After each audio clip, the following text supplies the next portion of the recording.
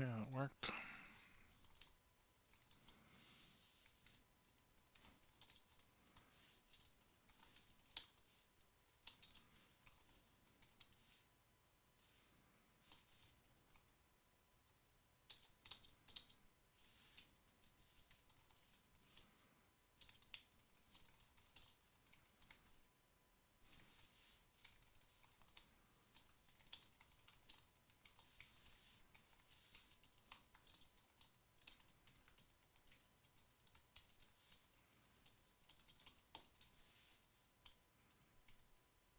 Hey there.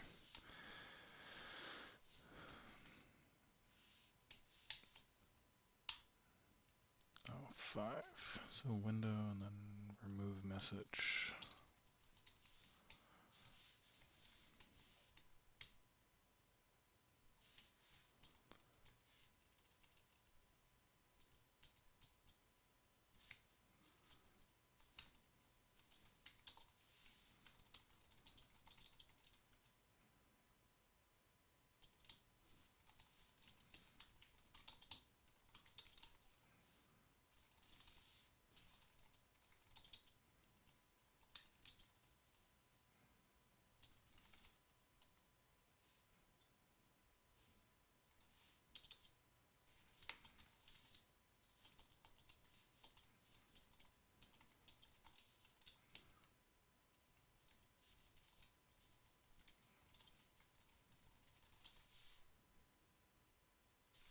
Oh, yeah, let me fix the title.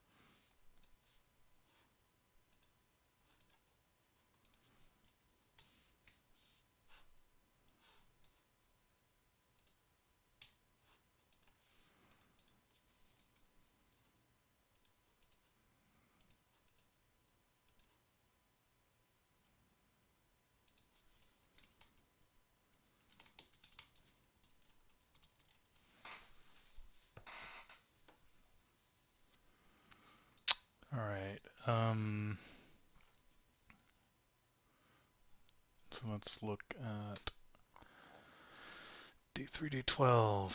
I've heard this. Well, I've heard stories of 1,500 line Hello World programs, so I'm fully expecting this to be a nightmare.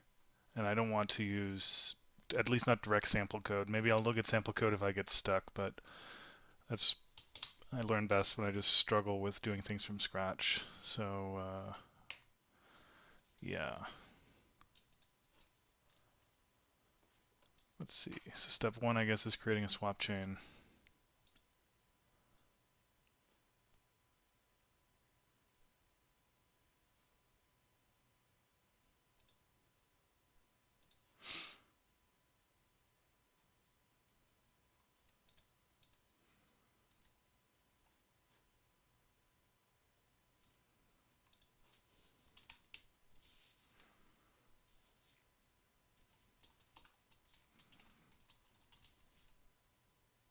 Okay, so we need an adapter.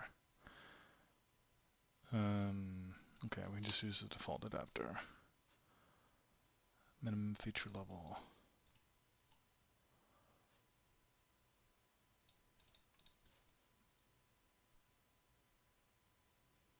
Guess we'll try this one.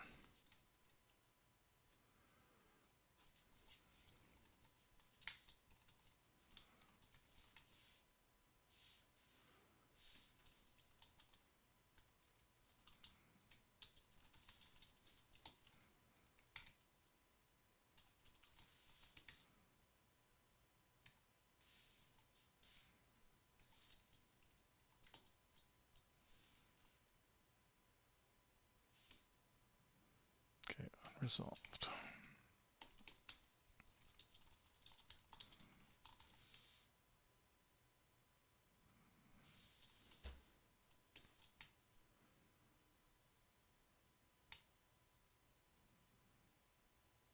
Okay, that didn't fail at least. Well, actually that's not true.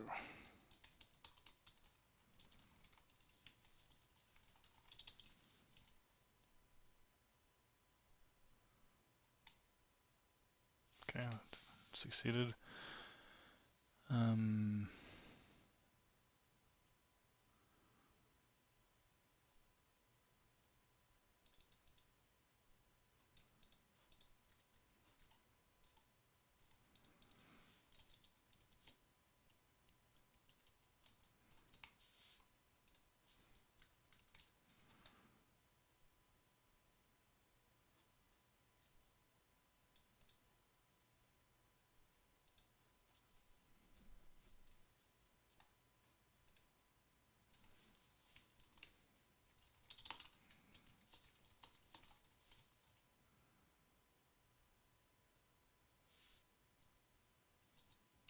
Okay, so I need to create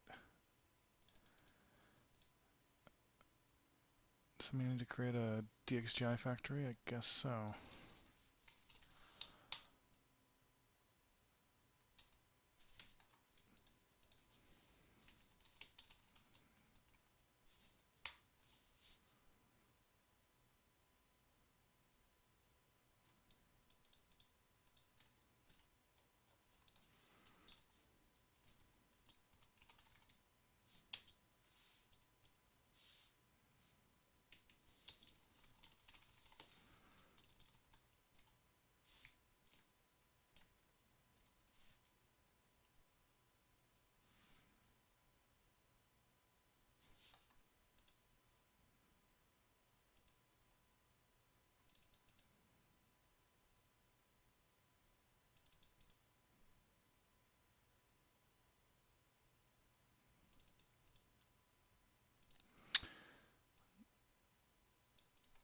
Okay, so I need to have a command view first. So like command Q.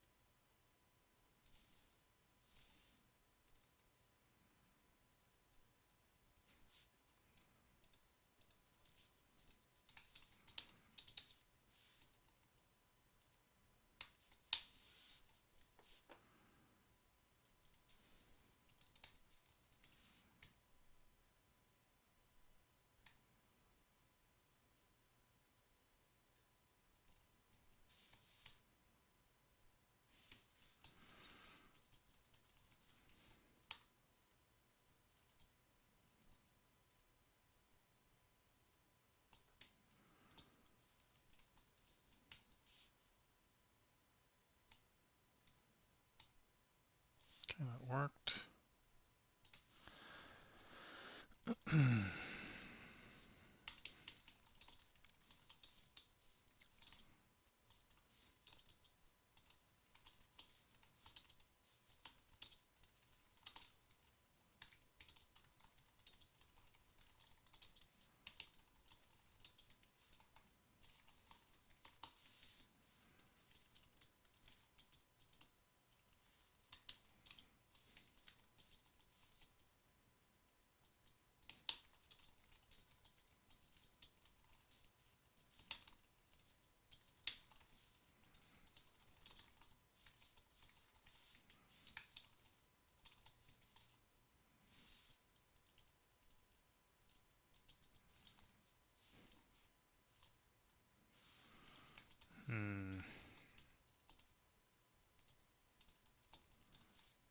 Yeah, I guess we'll just keep it like this. Actually,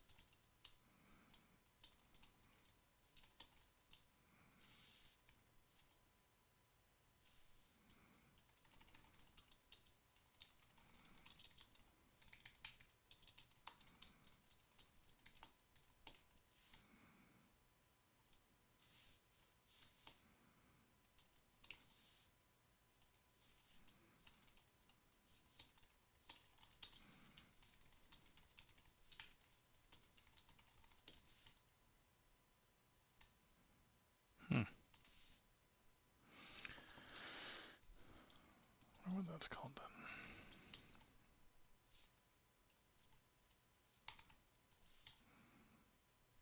Okay.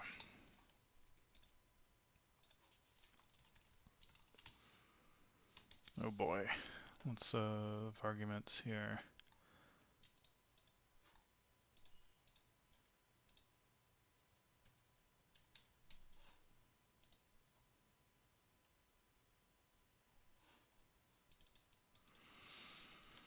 Width and height.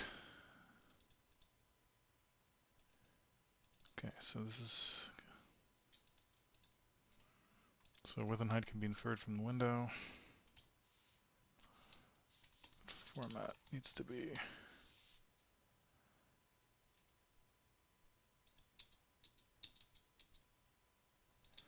I wonder if I can set unknown, which is 0.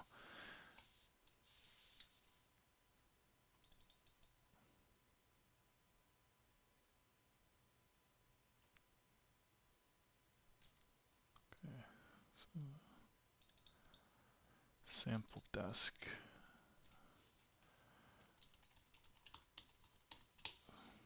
So just do single sampling. No MSA for us for now. Buffer usage. I think this is like the flip stuff.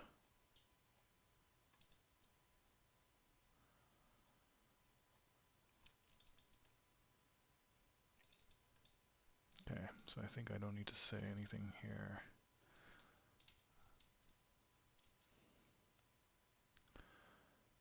Buffer count.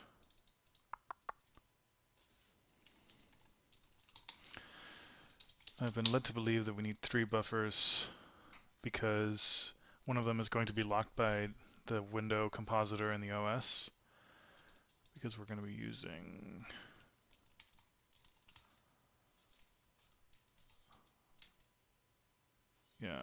flip discard.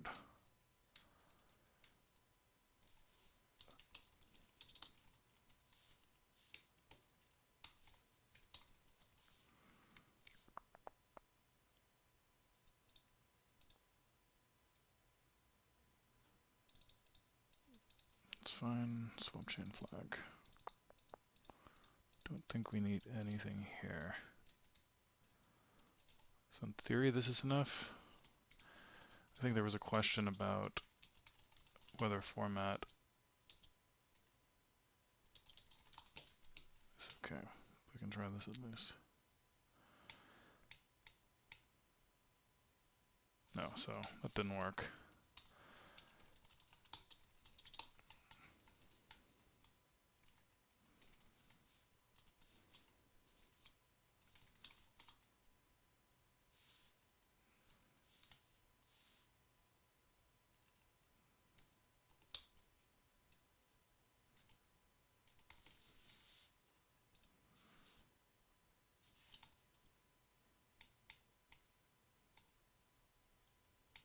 Yeah, so that fails.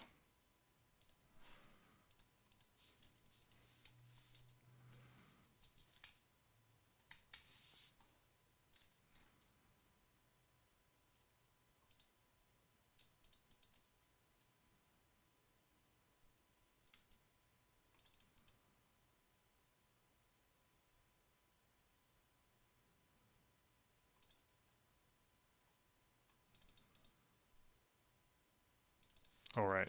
So it's because we have to use the built-in Windows format, which for legacy reasons, if you guys have ever done GDI, you know that GDI uses BGR rather than RGB.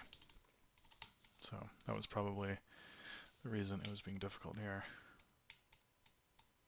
Okay, that works.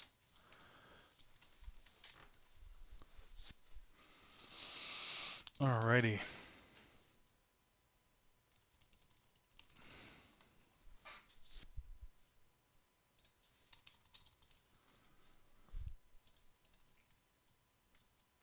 So in theory, we should be able to do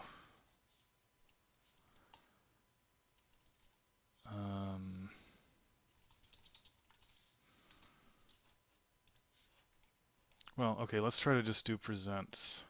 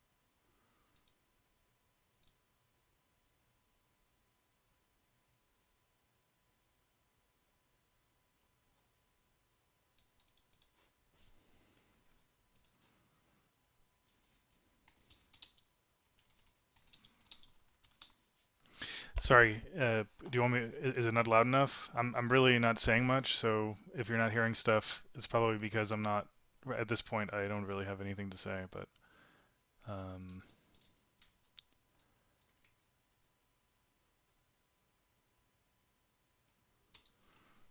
if it's still too low, let me let me know and I'll turn it up.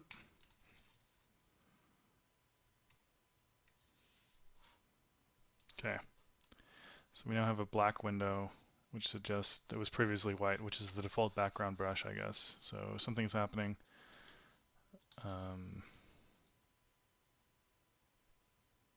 Okay, so just, man, I wish I had a way to get the application window to show up on my second monitor by default. Maybe there's a way to do that that I don't know about. But anyway, so for you guys who can't see, currently the app window is white, and now I do the first present. Oops. I do the first present and it gets painted black. So something is happening.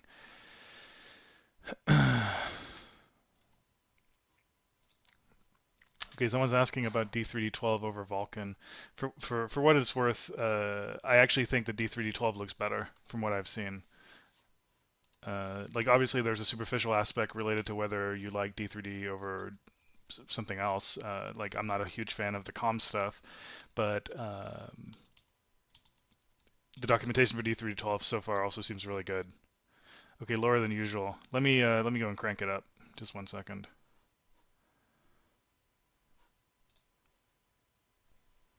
How about now? Is it better? If it gets too loud, let me know as well. All right. So now we have a swap chain. We have a command queue. So let's try to do a clear. So usually when I'm doing these bootstrapping things for new graphics APIs, next step after this is to do a clear. In D3D12 and Vulkan, that's actually not as easy as it looks because you have to create a command list with a clear and then submit it. But to create a command list, you have to allocate it and all that other junk. So I have to find out how that works. I believe there's something called a command list allocator.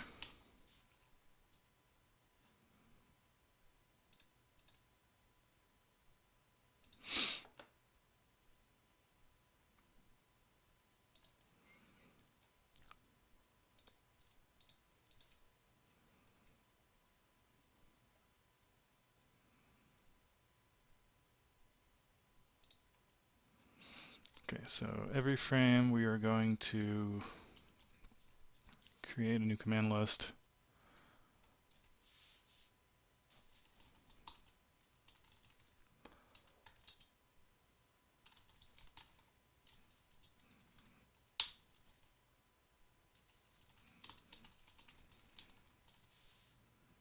Let's see, so let me go and create an allocator first.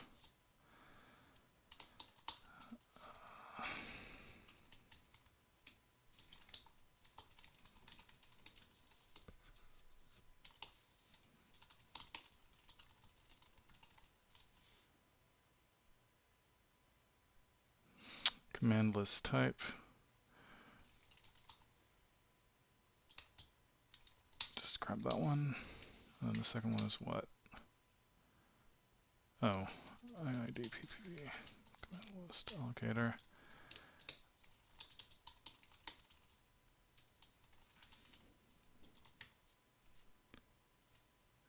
Does not take, okay. So command allocator.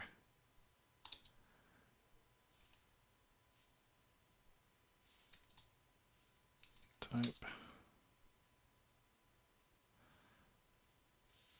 Oh wait, first one is 0, and then command allocator. Initial state. This is optional.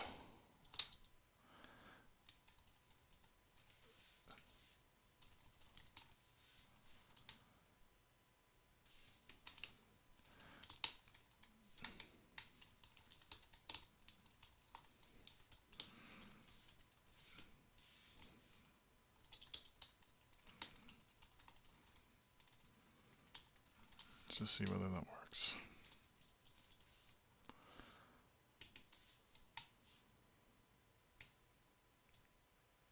Okay, that works.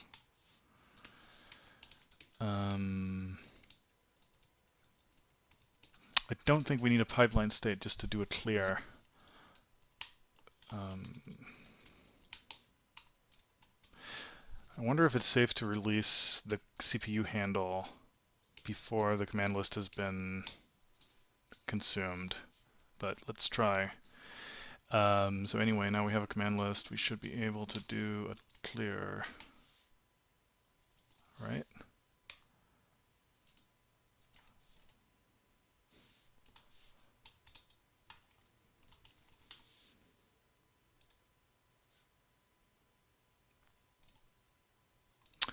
All right. When you create a command list, it starts. And by the way, I've been reading the docs a little bit before I started, but not much.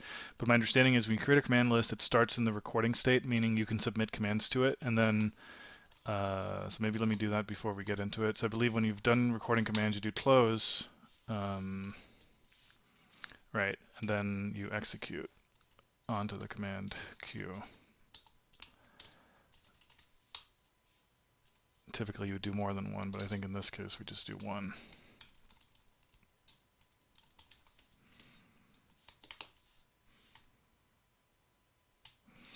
Close is not... Oh. This is the base class. I guess it doesn't really have... Oops, that's not what I wanted. Here. Graphics command list. Cannot convert from...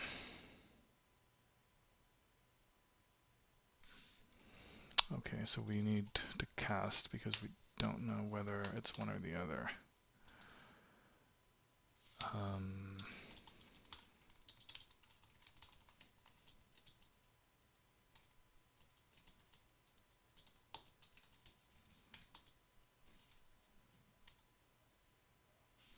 Okay. Theory that should work. I don't see why a empty command list shouldn't be valid.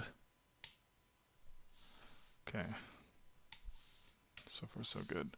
Actually, let me just let that run and see if it crashes or something crazy. Okay. Right, let's try to do a clear render target view. All right, so we have to know what frame we're on.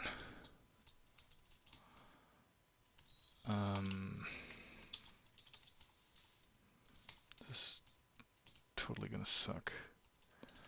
Well, let's see here. Swap chain, get.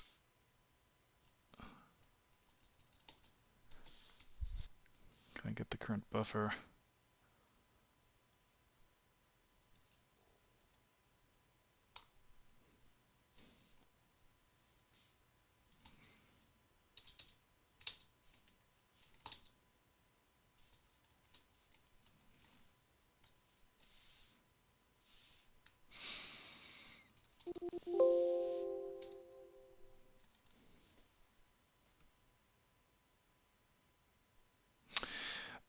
So Static Motion is asking, are D3D12 and Vulkan actually lower level than previous versions? Yes, they're incredibly low level now. The stuff you've seen so far is not really scraping the surface. The stuff that's really nasty is when you have to do all your own synchronization and resource management. Right now, they don't do that for you anymore. So the stuff we're doing right now is like, I guess baby stuff compared to how bad it's going to get later. So yeah. I'm not really a graphics programmer, so even though I think I have a decent understanding of this stuff, I can only kind of speak at it at a fairly superficial level. But if you think of what a traditional driver does, on one side it's abstracting away the raw hardware and how you interact with it, but on the other side it's also doing resource management. So when, for example, when you do create texture resource in D3D11, and you then eventually submit a draw call with an SRV bound to that texture, the driver is basically responsible for making sure that that thing is resident in GPU memory, and that you can't make it non-resident as long as commands are executing that reference that thing and stuff like that. Now you're basically responsible for doing all that stuff yourself, both making it resident in the first place, but also tracking whether commands are still using it that are executing on the GPU and only freeing the memory on the GPU when that thing has finished executing and so on. So there's a ton of complexity that was not there that wasn't there in the past. Basically, the driver used to do a lot of the stuff you have to do now. So, okay. Let's see.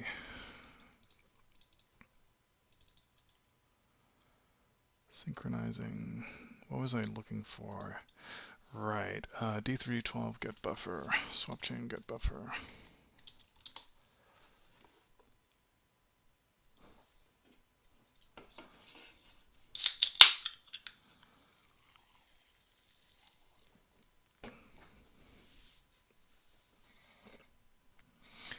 So Sam disagrees that it's lower level. I mean, it's kind of inarguably lower level. A lot of the stuff you do now is stuff that used to be done in the user mode driver. That's not to say that they can't do a ton of stuff to interpose, but uh, yeah, like, and we'll see. Like, it's possible over time they will be forced to do things to that make it less direct than it is already. So we'll see. But I mean, even a low-level API, you can fuck with, right? Like on the vendor side. Um, all right. So what was I trying to do? Ultimately, I wanted to do a clear. Well, I guess in order to do it clear, I have to actually create a pipeline state where all the render targets, or at least the main render target, is bound to the default. So I take back what I said. I think we do need to create some sort of is it graphics pipeline state? Graphics pipeline. No.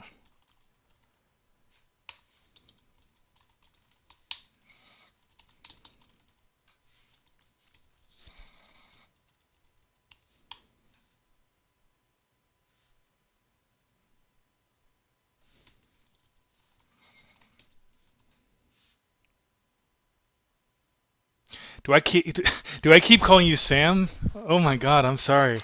Why do I think of you as Sam McGrath? That's hilarious. Isn't Sam McGrath okay? Oh, for some reason I thought you were Sam. My Steam just dropped because I thought you were Sam. He's a really good graphics programmer. I don't know why I thought you guys were the same. I'm sorry about that. So Sean McGrath. That's confusing though because now there's both Sean Barrett and Sean McGrath. That's really embarrassing. I'm sorry about that.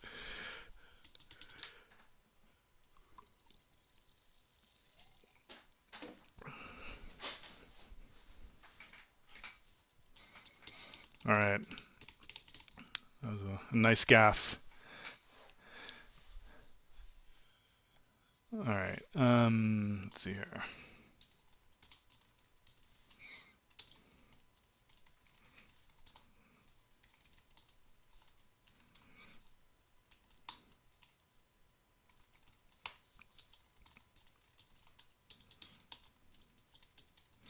Okay, hang on. I'm gonna lose it.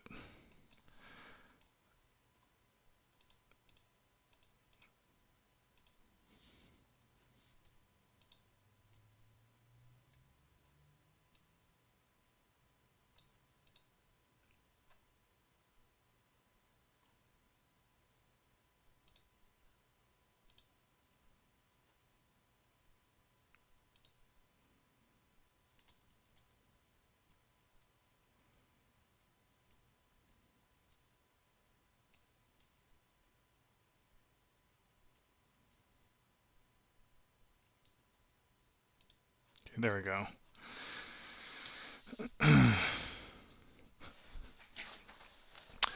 Okay, so Sam McGrath, who I don't know personally, I just happen to know his name. He did, if you guys remember, the Offset engine, which I don't think ever shipped in anything. I guess maybe it shipped in some way in whatever that Red 5 game was, Firefall. But Actually, I don't even know if that's that engine, but he did that offset engine, which had a cool graphics demo at one point. I think they were one of those smaller companies that got sucked up in the Larrabee tornado from all the Larrabee money.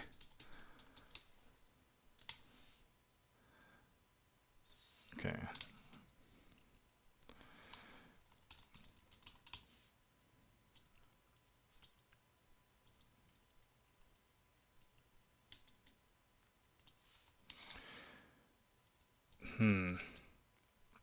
Do I need to create...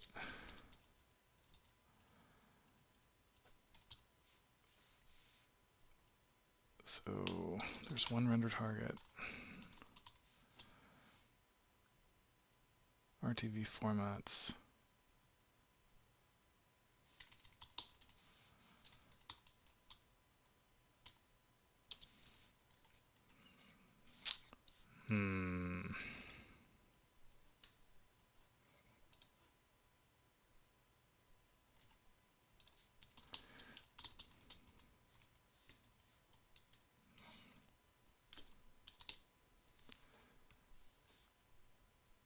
Okay, so swap chain, get depth.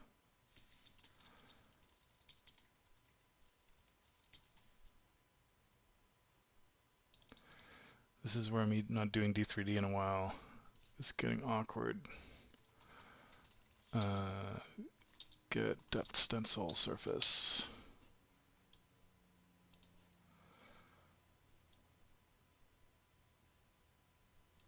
Okay, so this is not even...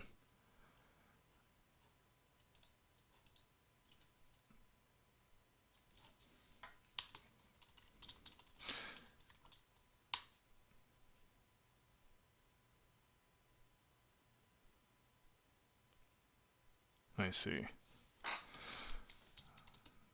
Well, I guess I don't actually need a depth stencil surface. Oops.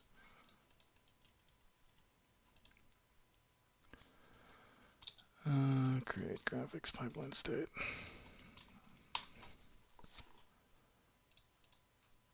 See if they have an example.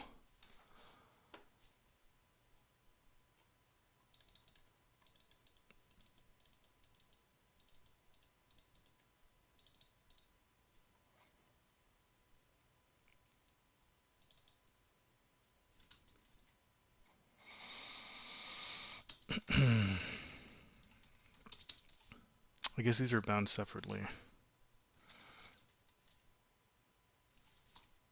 Well, so this should actually be this guy.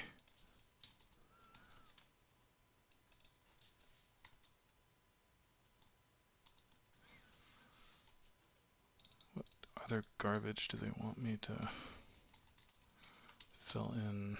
Sample desk. Yep. Single sample.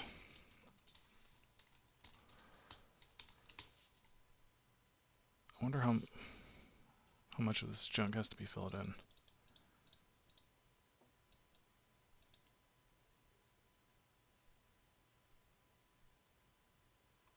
I mean, none of this really looks relevant.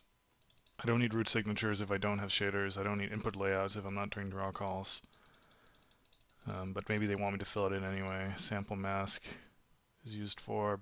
I guess this is like for color right masking. Maybe I have to fill this in.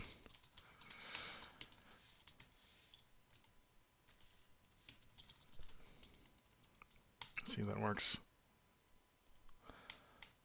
Seriously doubt it. Okay, that worked. No, wait. I didn't actually do that. Nope. One or more arguments are invalid.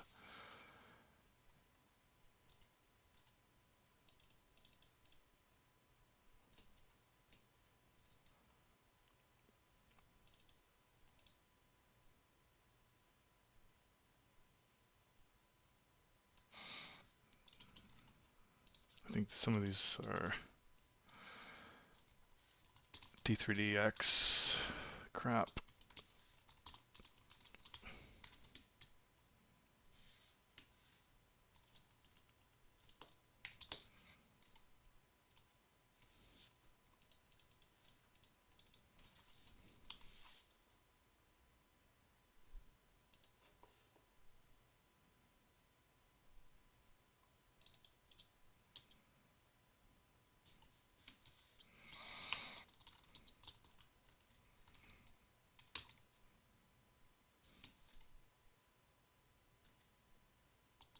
D3D X12.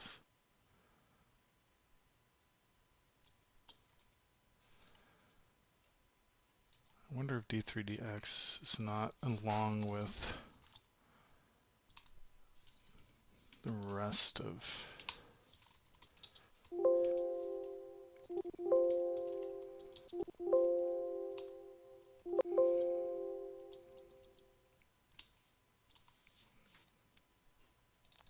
There we go.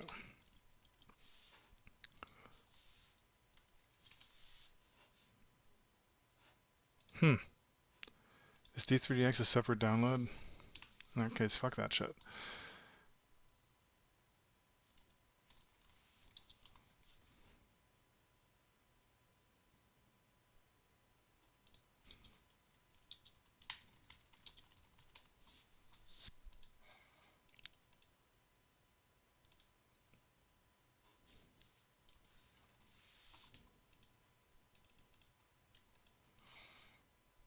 Okay, maybe I'll just... I won't download it, but just want to see what some of this stuff is about.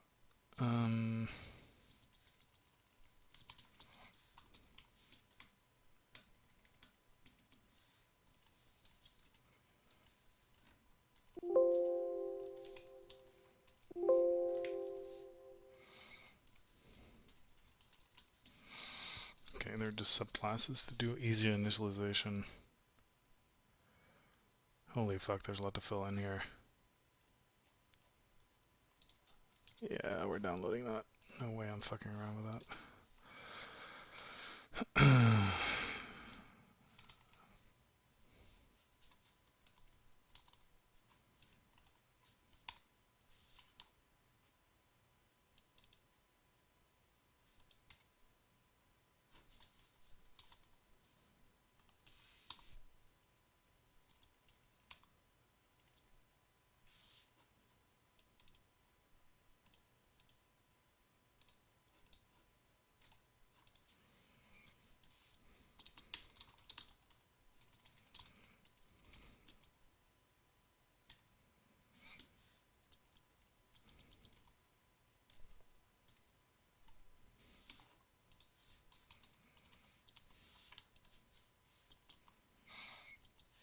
D3DX12.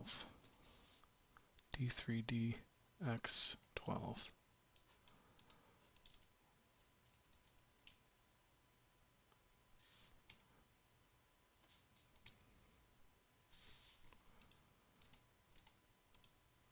Why would that not be picked up? Oh, does it actually want me to fucking put that in here? Here you go, big boy. Oh. Of course.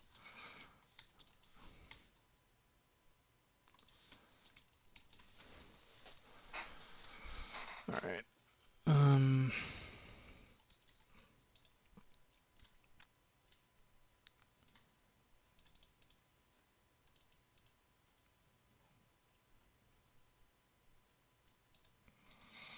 Does it actually say how many of these?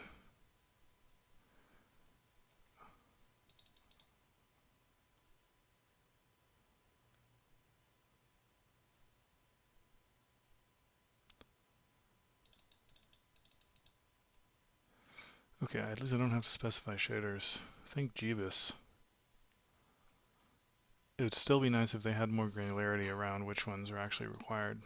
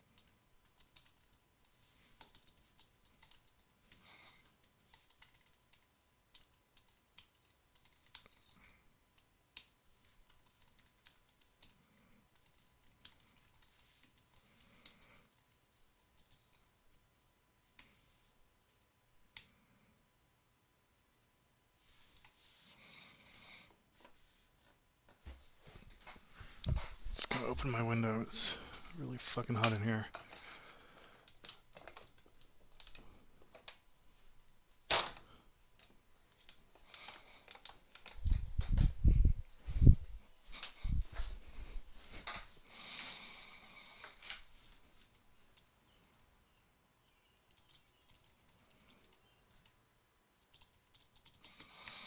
Okay.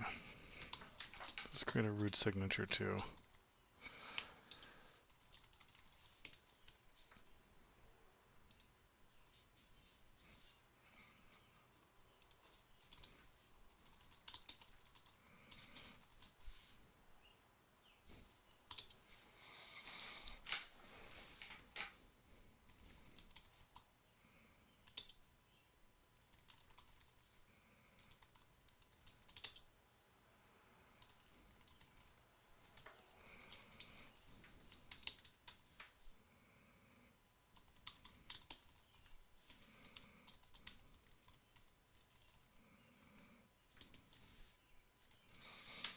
There's some like serialized root signature shit.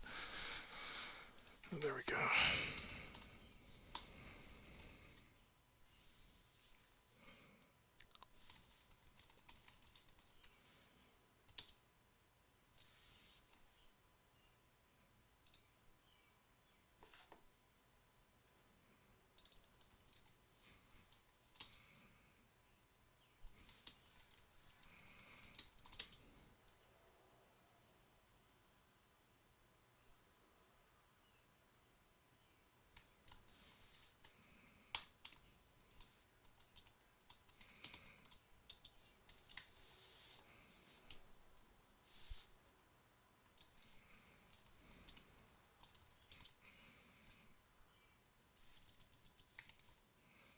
Okay.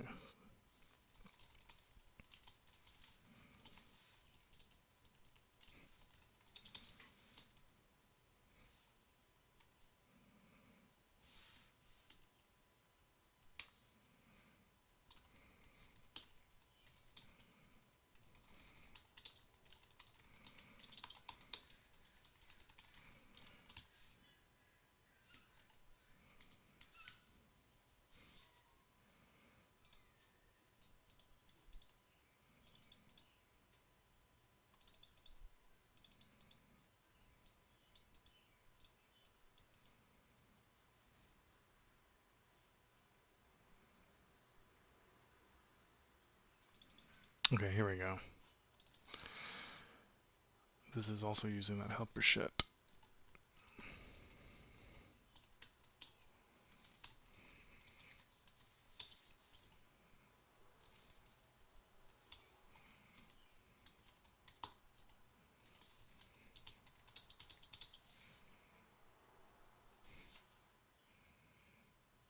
Allow input assembler, input layout.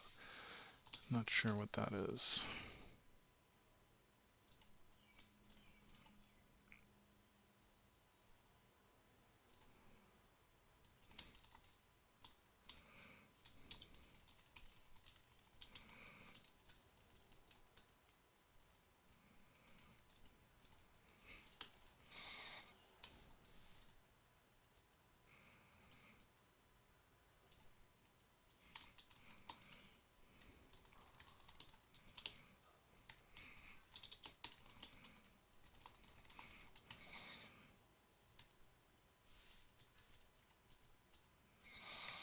Okay, so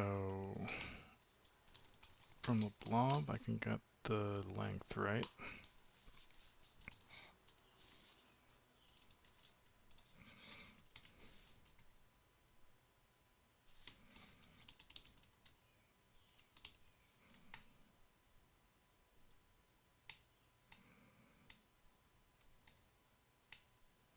Okay, that's not correct.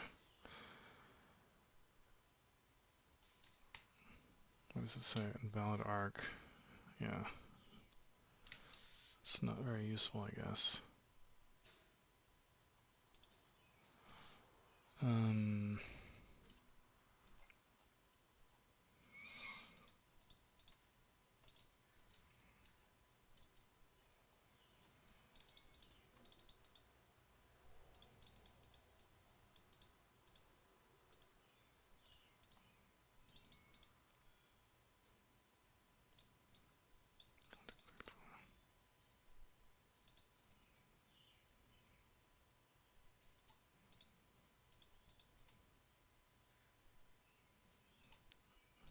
I see. Makes sense. Okay, worked.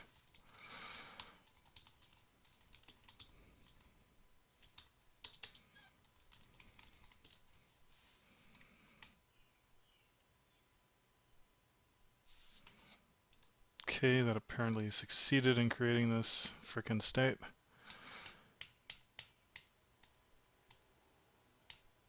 Nope. I forgot to do a check succeeded.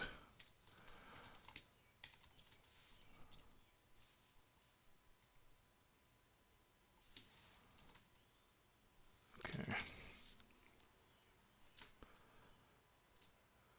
What more garbage do I have to initialize?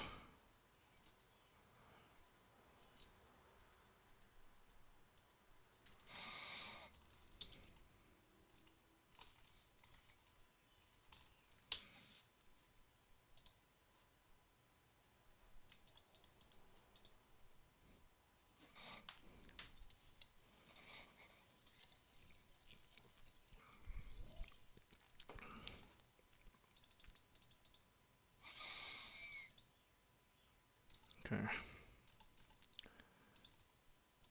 Input layout.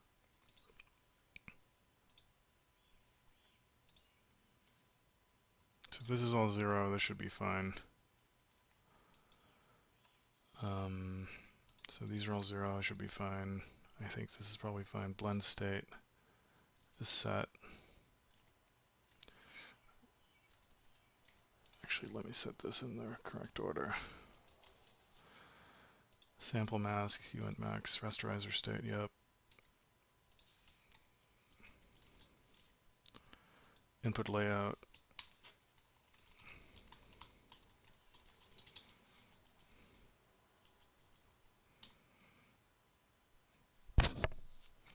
Okay, num element, so if that's 0, it shouldn't need to be filled out.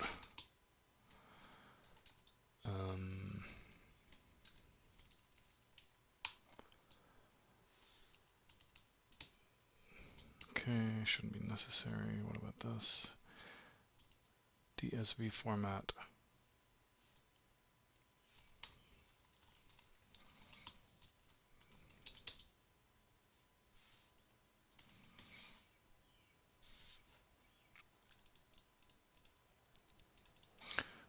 Okay, so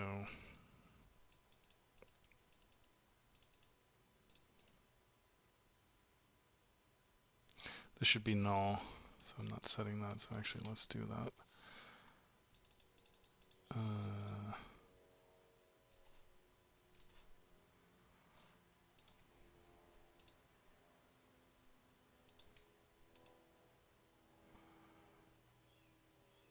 I'm not sure if you can set undefined. Let's try that for now. Number under targets 1.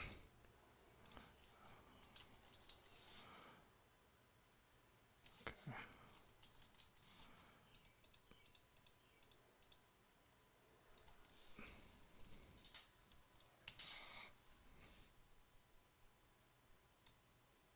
Nope.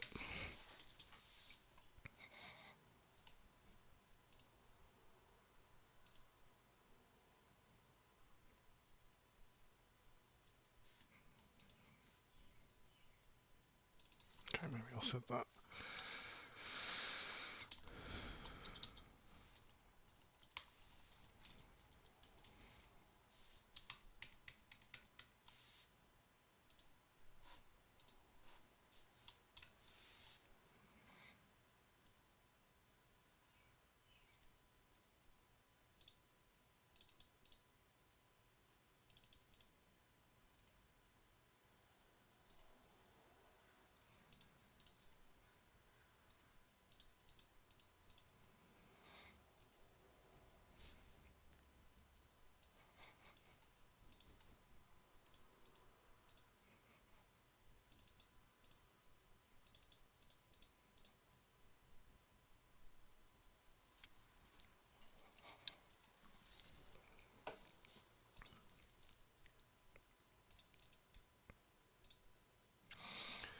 Actually, let's just try something.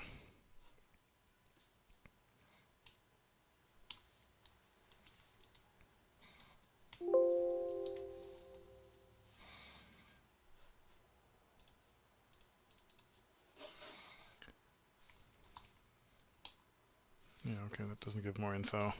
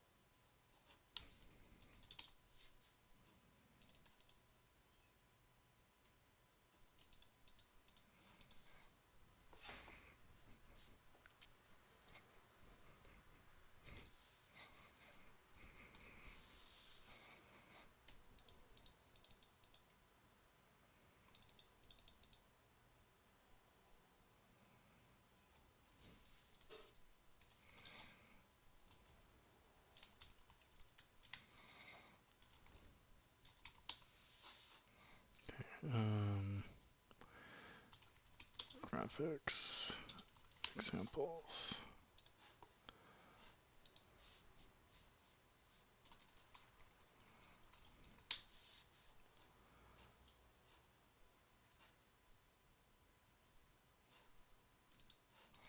This is probably completely fucking...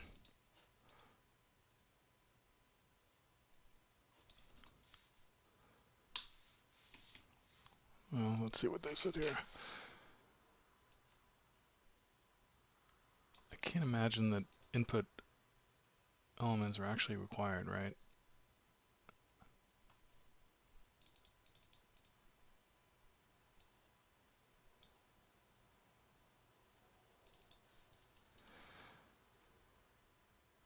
For the sake of example, let's use something that's totally not compatible with the render target. No, that's not it.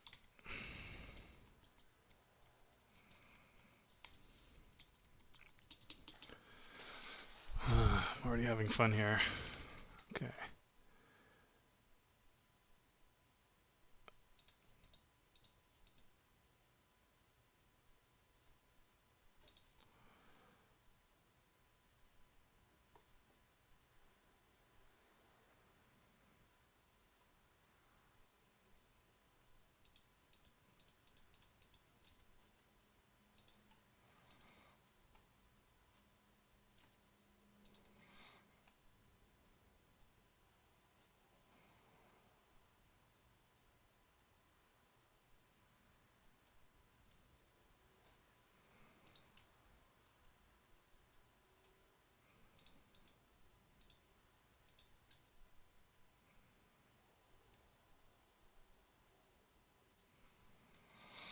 Okay, is there a special debug mode?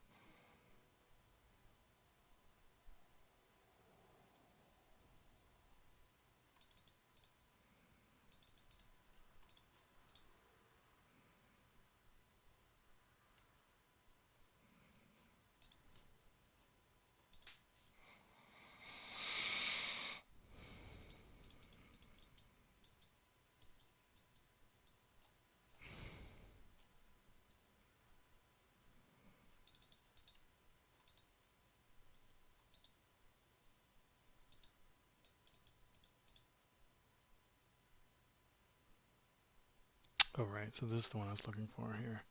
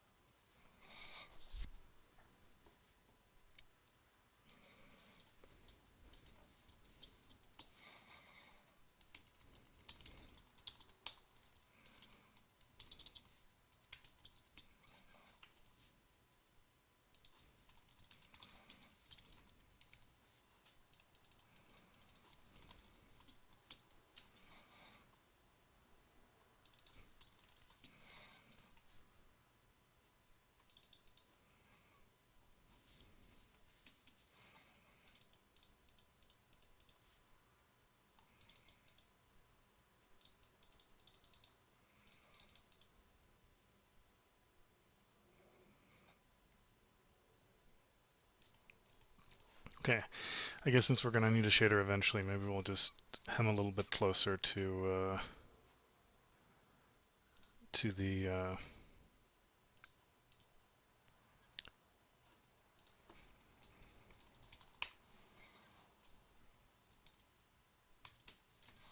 sample code. So where were we?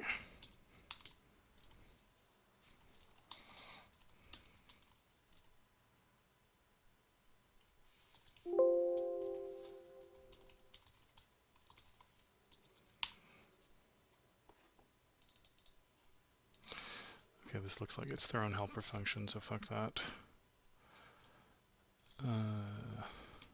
D3D12, compile.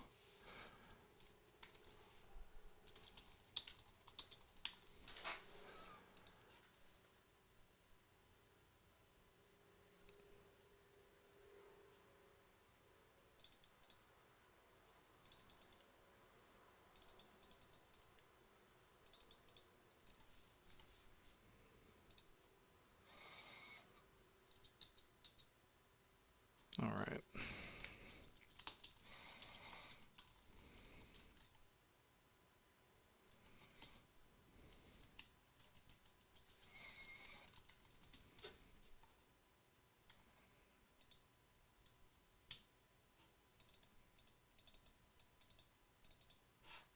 Oh God, please don't.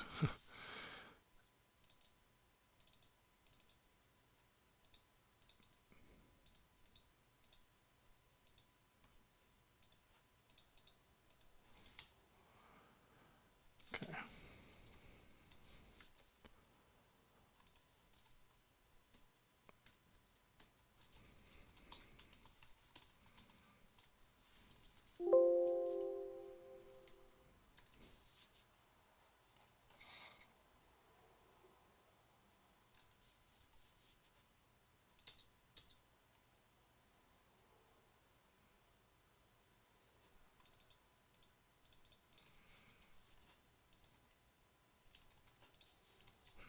Where this doesn't autocomplete.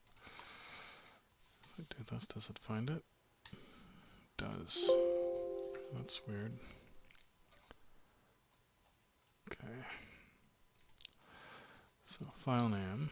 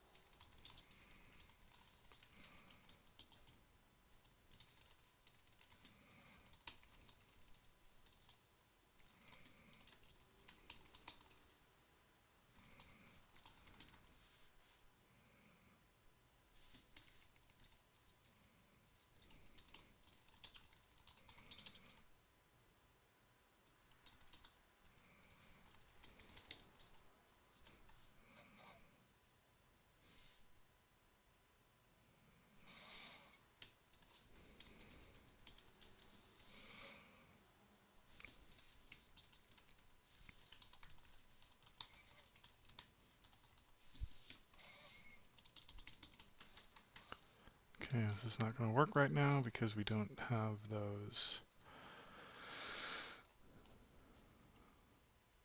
things. But let's suppose we did.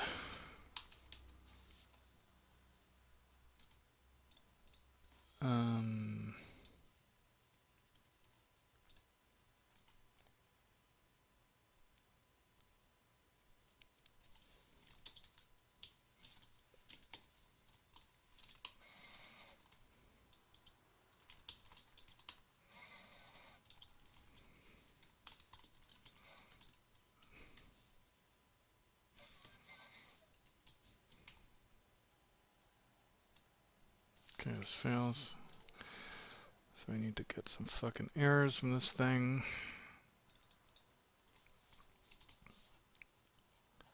Actually, let's just create some functions.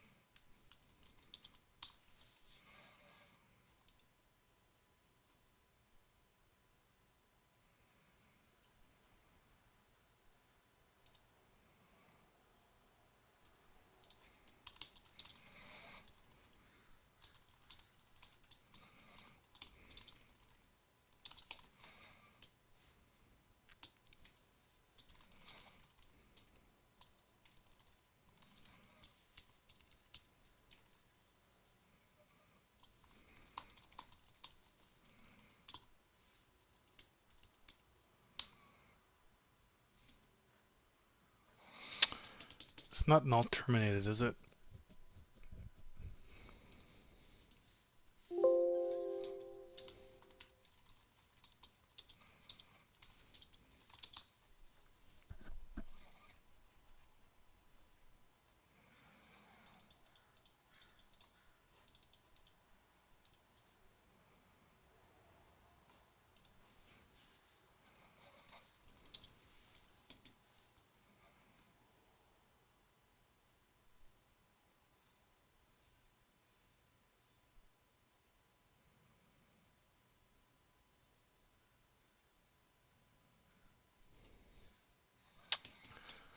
Uh,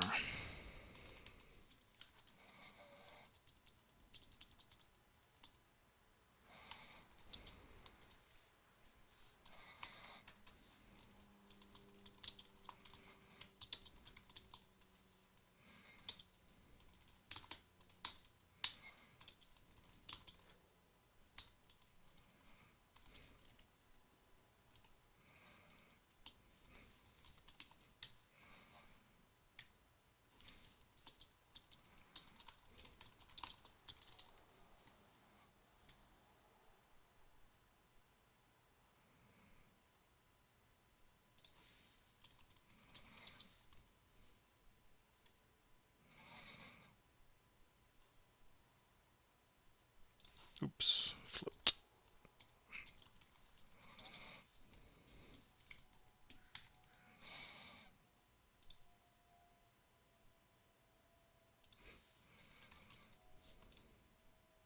Okay.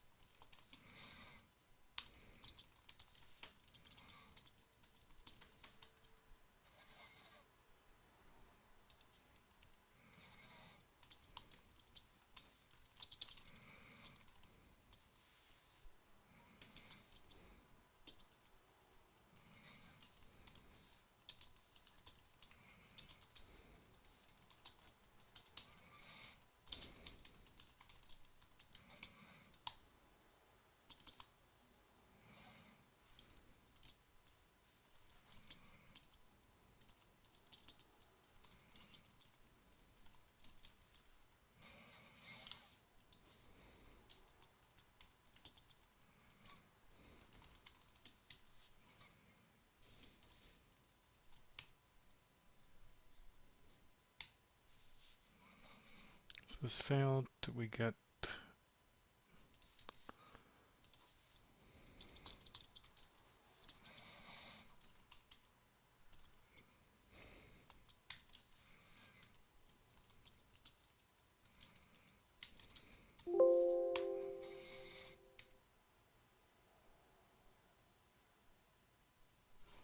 Alright, we have to specify semantics. Okay, I have to go and check what the fuck that is. I can't remember all the... Let's see here. Where was that GitHub page? The random garbage. Doo, doo, doo.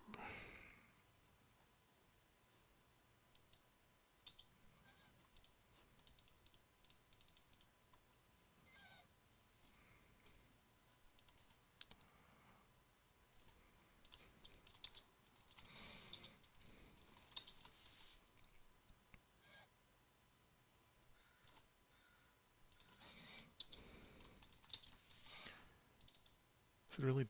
Okay.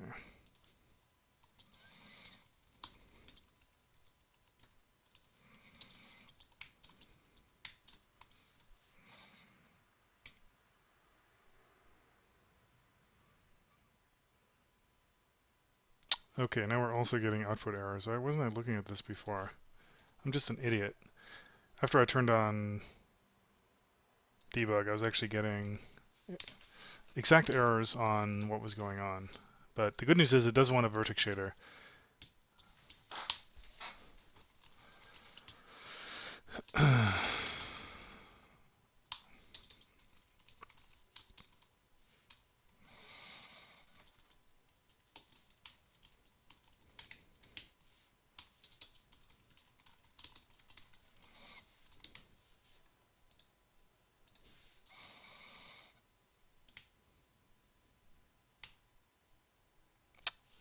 Yay! So it does need a pixel shader. It does need a pixel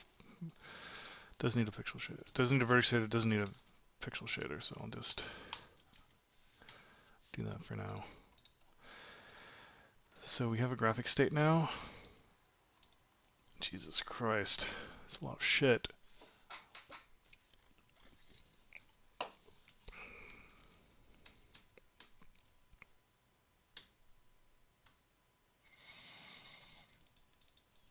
Okay, what if I don't want any of this garbage? I just want to do it clear, guys. Seems pretty simple. Can I do it clear?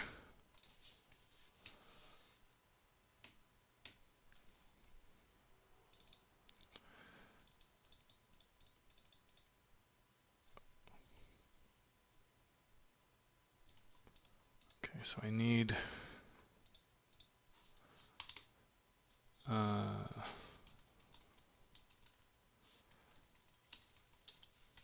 some render target views, right?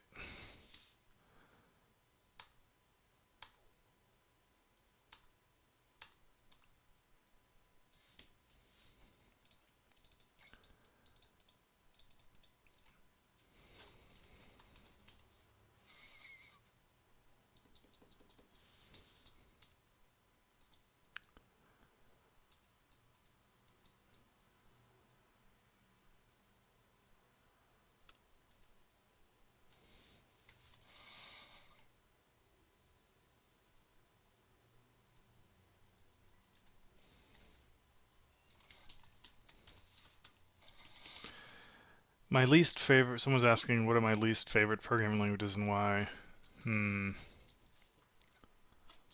C++ and, well, it's hard to say. The more you use something in anger, the more likely you are to really hate it. Yeah, so Fabian's saying I need render target views which come in a heap, so I'm creating a heap and then they come out of that. Let's just create them inline. Oh yeah, I pretty heavily dislike C++. Well,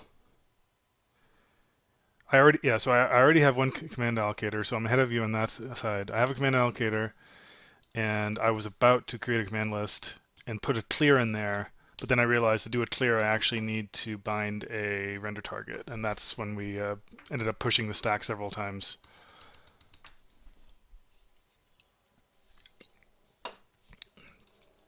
C++, there's just C++ is a ton of complexity and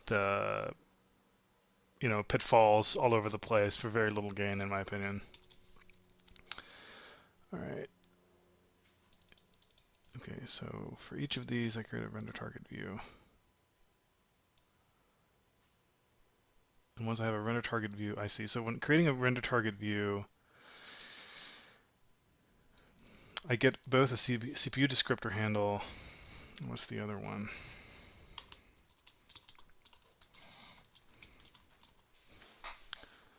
I see. So one is the resource,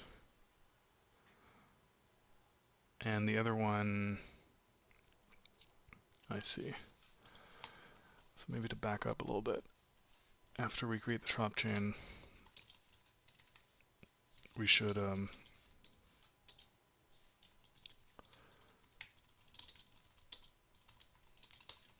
create some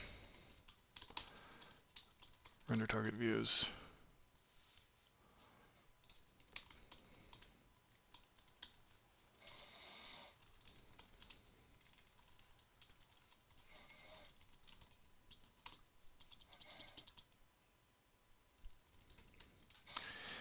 I mean, you should probably still learn C++. The fact that a lot of it is terrible doesn't make it any, I mean, if you're going to work in the game industry, you're going to need to know C++, unless you're just doing your own projects and can choose your own stuff to use, but it's usually not possible. So I would suggest learning C++, but it sucks pretty hard.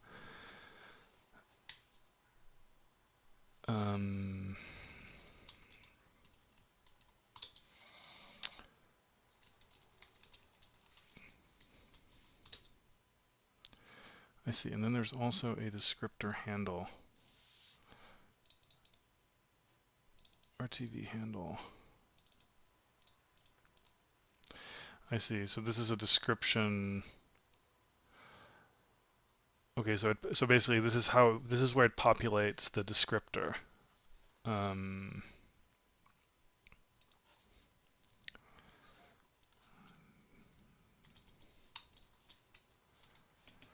So CPU.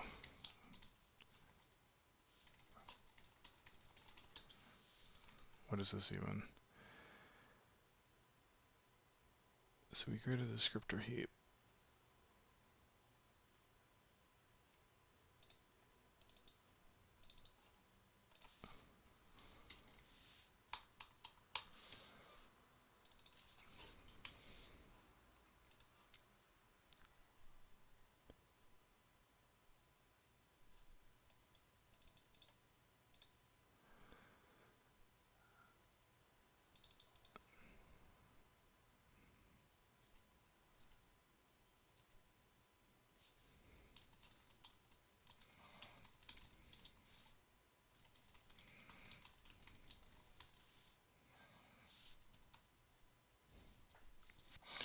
No, the resource is not the RTV. Oh, I see what you're saying. Gotcha. So this thing should be like swap chain. Yeah, that makes sense because it was a pure pointer, but not a pointer to a pointer. Get buffer frame. Okay, I'm with you now.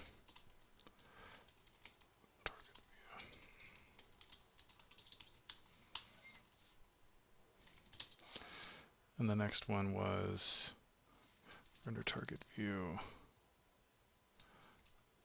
descriptor.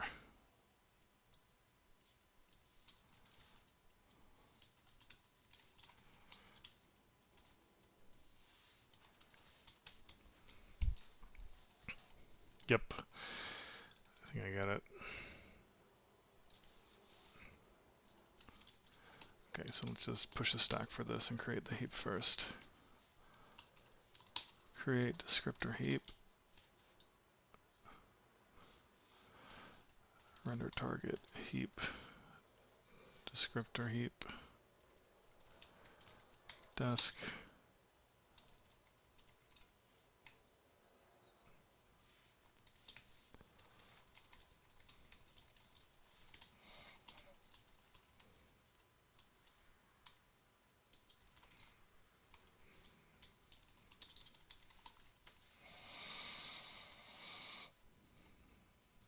Right, and we have as many descriptors as we have frames. And they are of type RTV.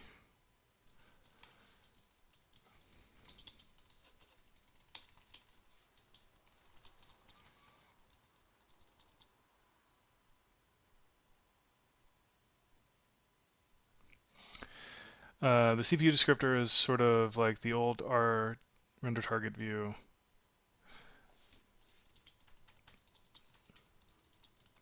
Okay.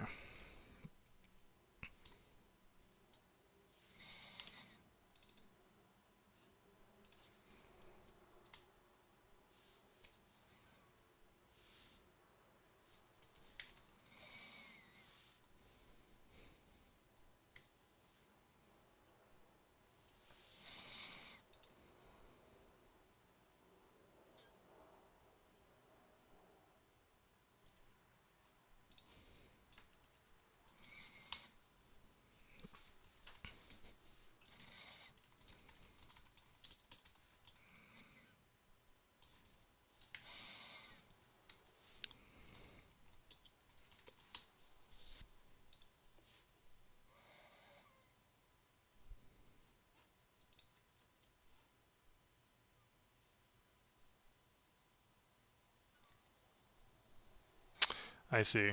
Okay, that's nice.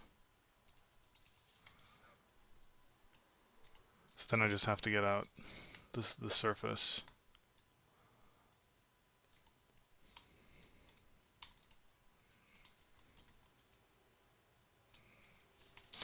Well,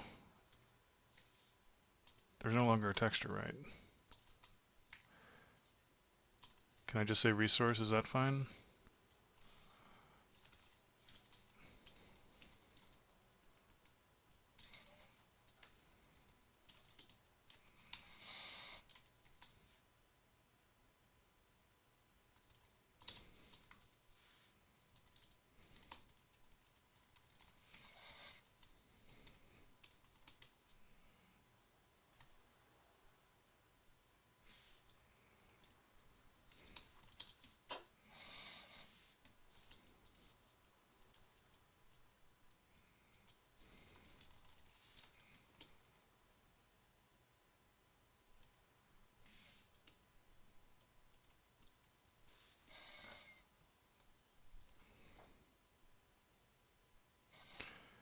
I see. So this one's not optional.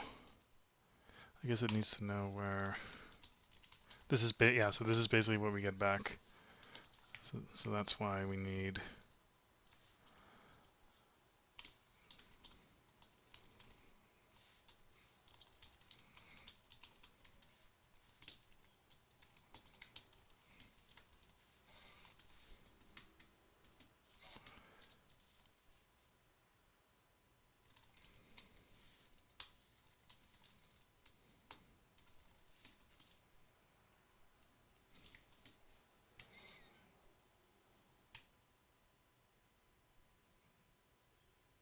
All right.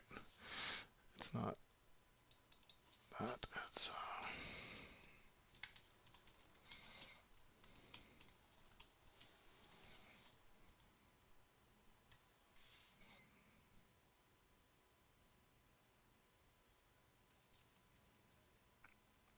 Oh, so it's not populating it?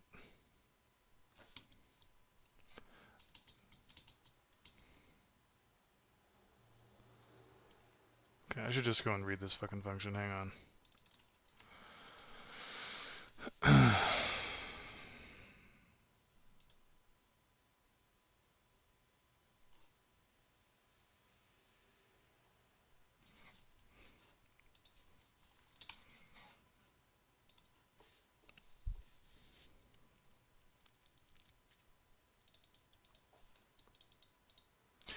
Oh, I see what you're saying.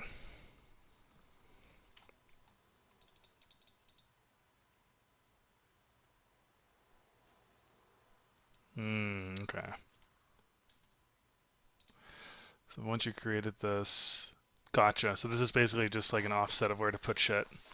Okay.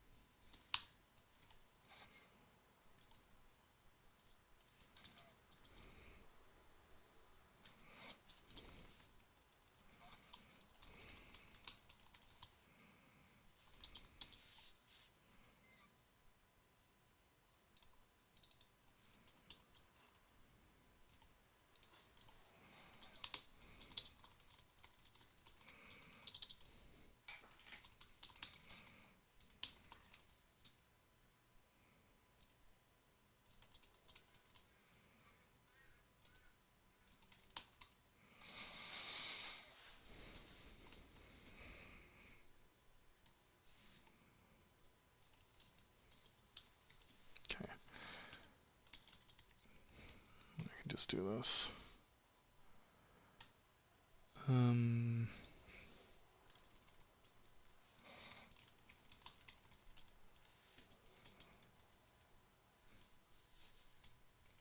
Okay. So these are basically part of the iteration.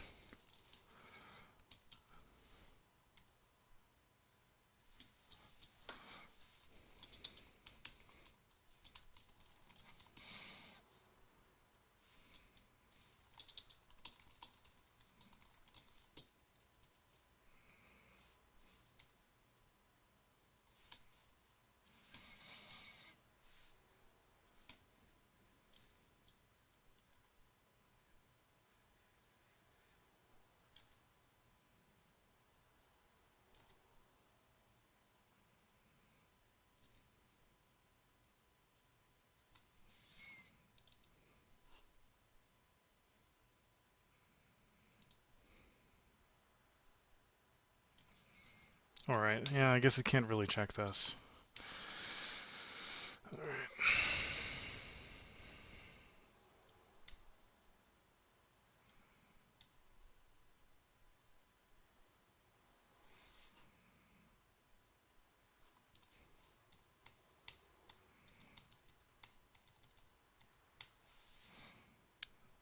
32. Seems pretty big, but okay.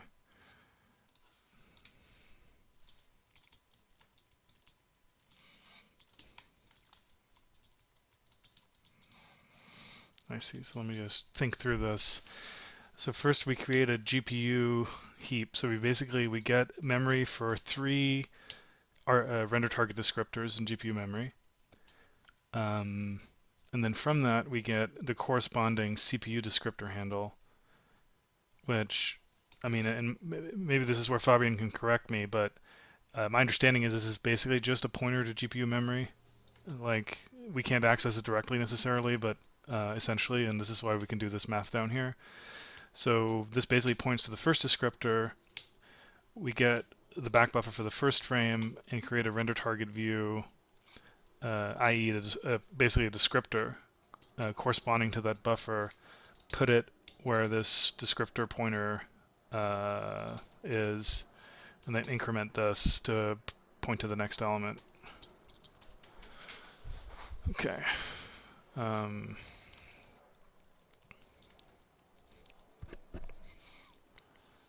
So now,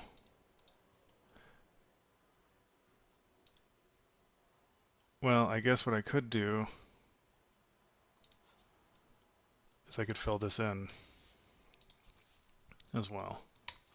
So render target view descriptors frame equals render target descriptor.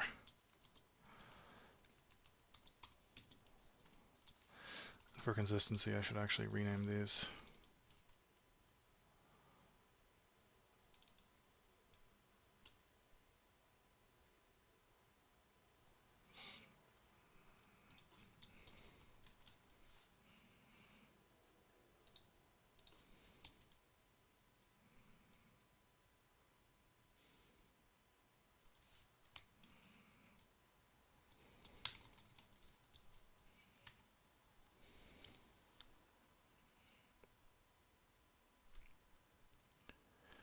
Right. So when you say, Fabian, when you say that the CPU handle is essentially just a CPU site pointer, like, it's not a CPU site pointer in the sense that we can dereference it on the CPU, but it's just in the sense that, like, it's a, it's an address that you can do math on, like the increment I'm doing here, and then when I pass it back to GPU, in theory, it would just be a one-to-one, but at the very least, it can do some sort of math to create it. Yeah. Okay. Okay, so let's see. Oh, really? I can actually dereference the CPU descriptor pointer? Interesting.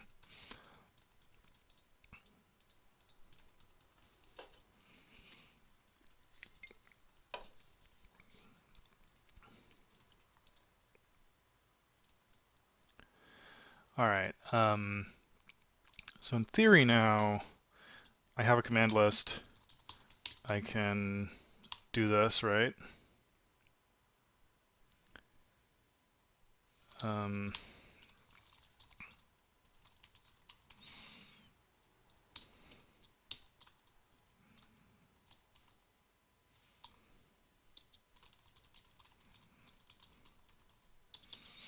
should be able to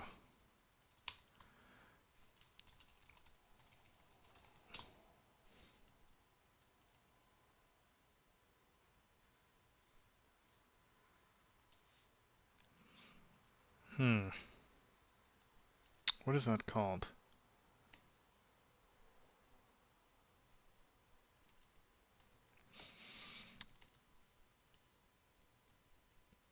There's a thing that gives you, I mean, I guess I could do it myself by tracking it, but all right, so this is what we did here.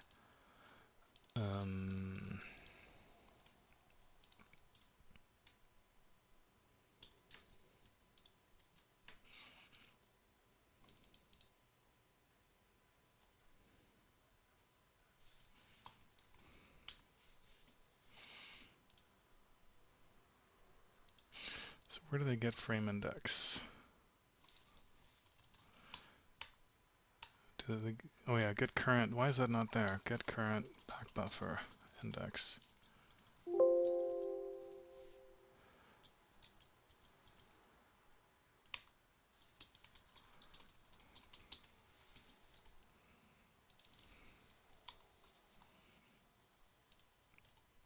Oh.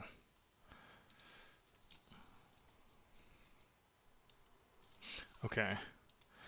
I'm way back in the past, apparently.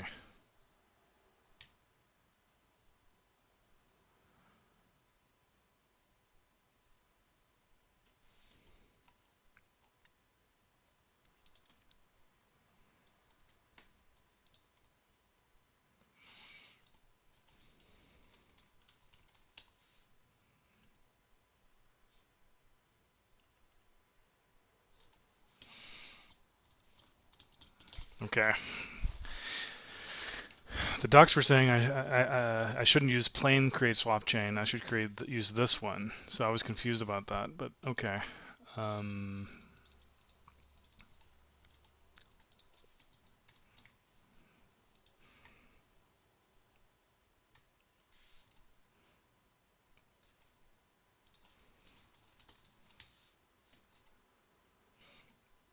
Buffer count, buffer desk, buffer usage.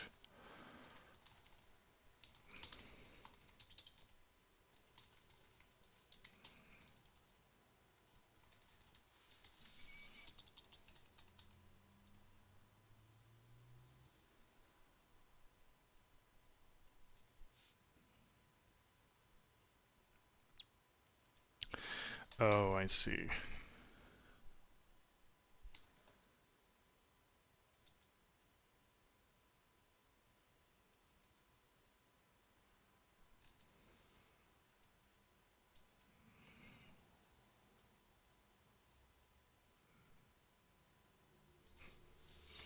So I should be able to do this. I just need to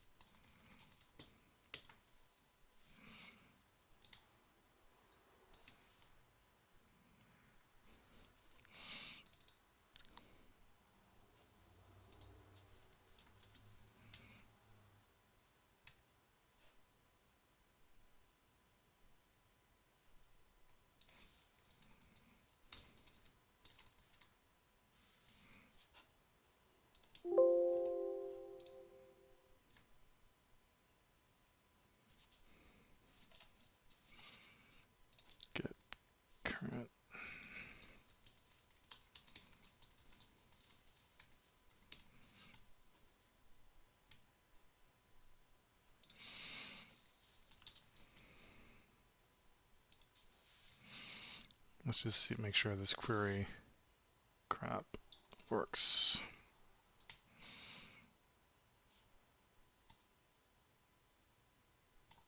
Okay, that did work.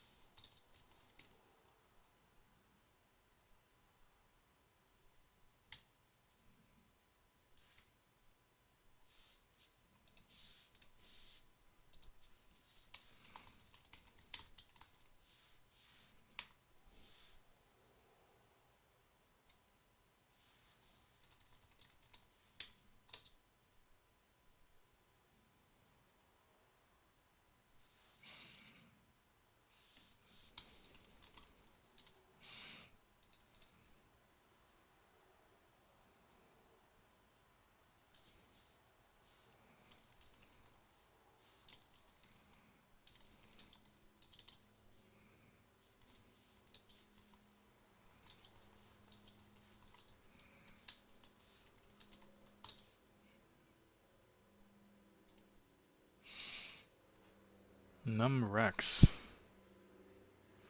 Okay, hopefully that can be null. Okay, so now, in theory,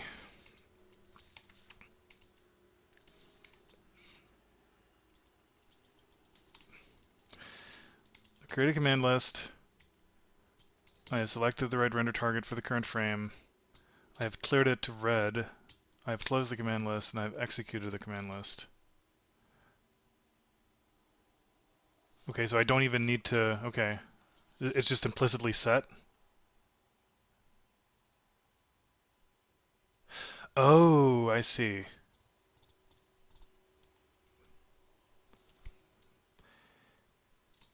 Okay, let's try that. Yay! It worked. It is red. That is amazing. It is like Christmas.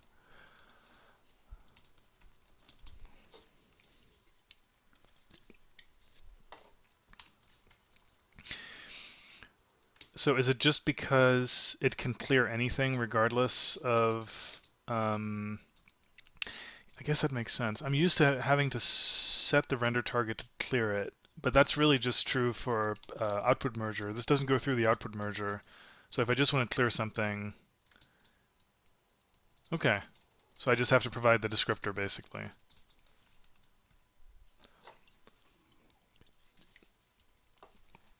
All right, cool.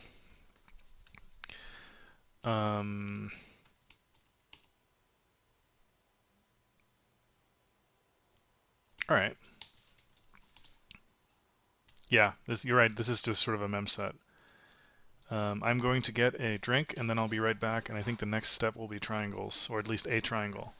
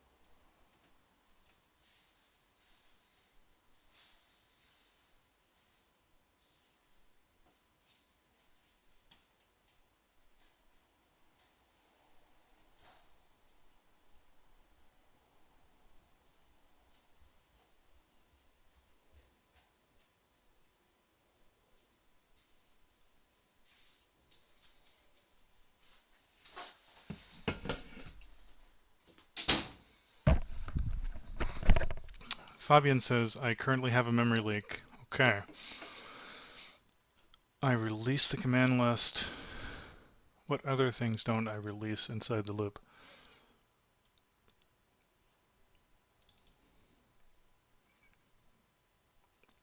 Oh, I have to do the reset. I see. So I see. So the release is only really for the handle, not or you know.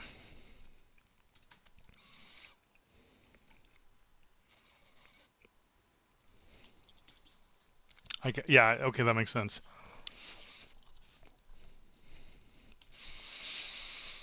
Right. So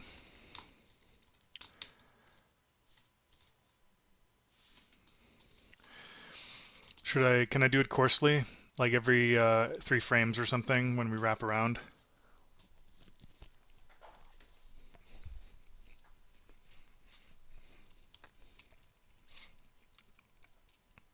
Because if we're triple buffering, once we're on frame, for example, once we're on frame 3, we know for a fact that frame 0 is dead and buried.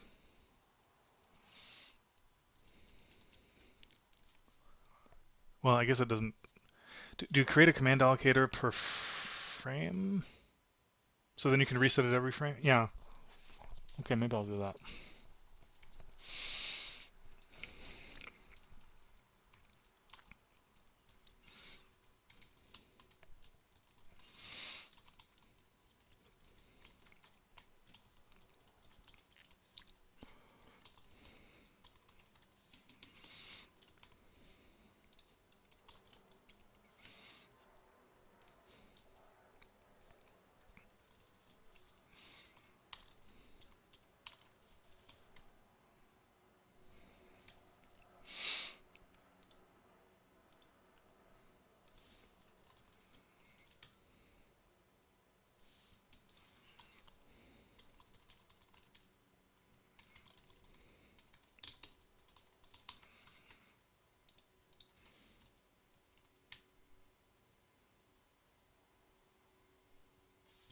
Okay, let's make sure that didn't break anything.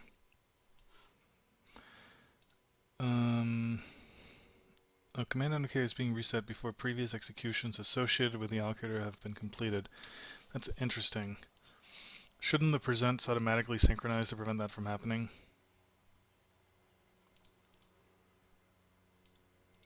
Am I not doing a proper... is it because I'm using interval 0 present?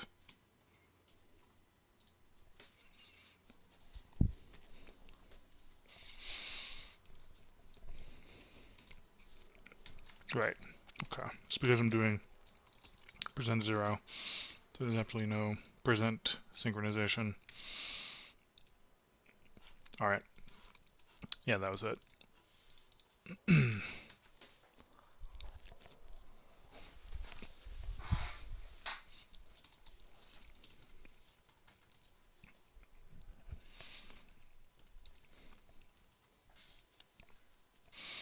Alright.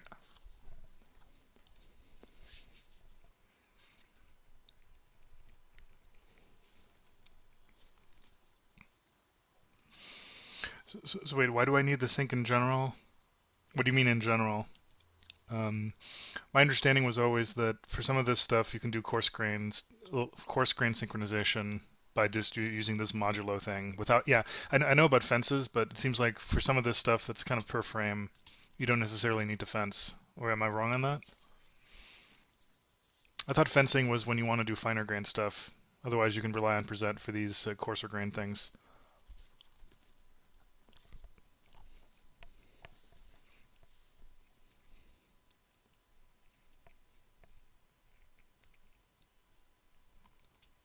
Interesting. Okay, that's good to know.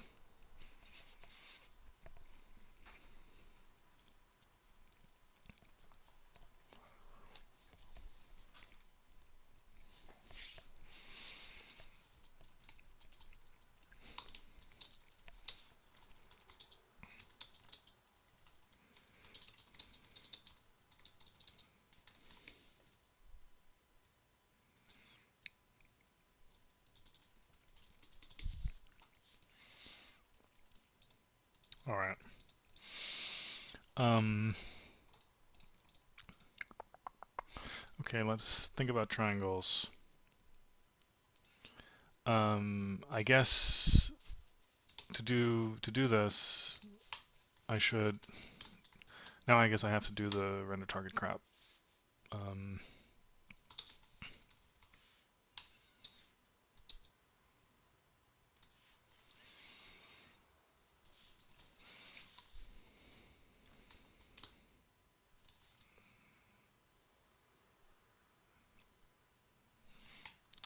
is everything instant now? Is there no plain draw indexed?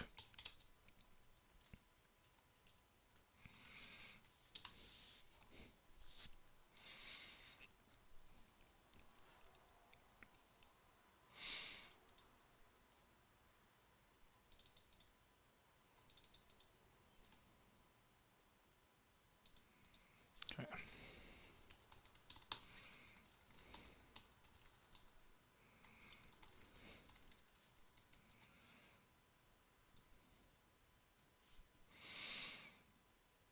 I guess I don't need to set any descriptor heaps if I intentionally don't have any bindings.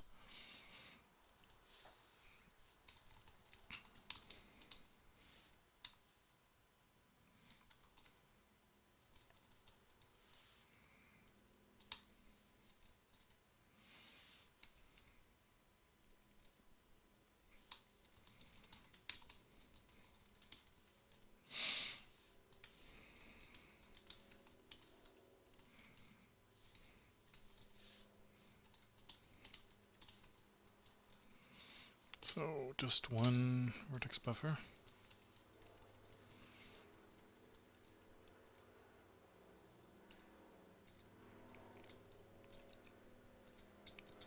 I don't think we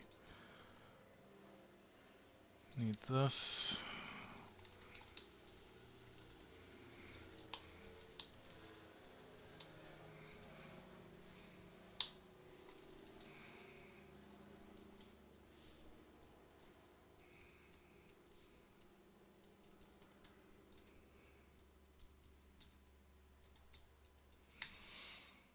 Num indices, let's say there's 3, and there's one instance, and this starts at 1, this starts at 1, and this starts at 1. 0, I'll show you.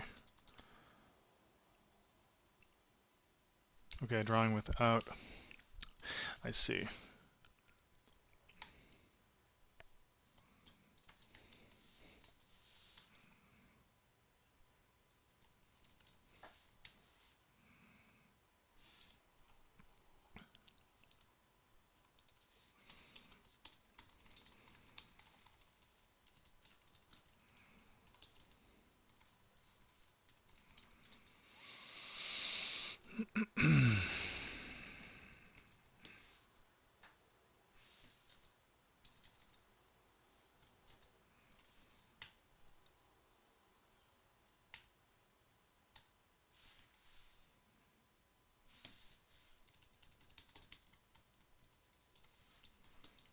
Okay, let's try that. I guess for now,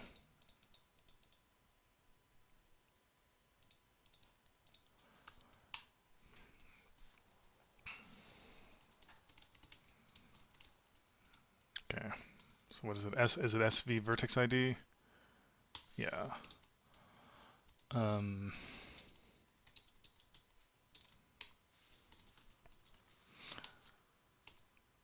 I guess I can I do this? I can't remember if, does this work in ACLSL?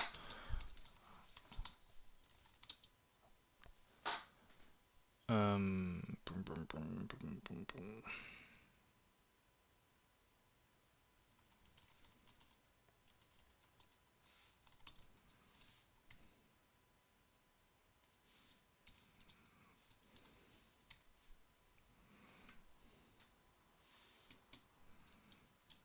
I see. Oh, right, you're right. It's not an actual. I'm thinking GL. GL has these like GL vertex ID things, but you're right. It's a semantic.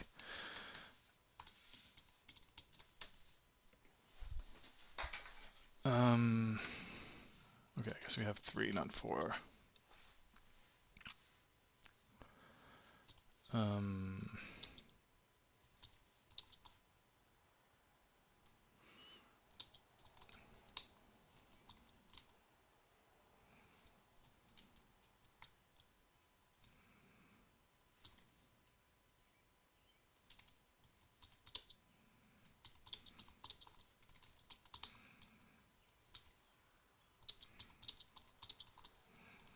does that actually work?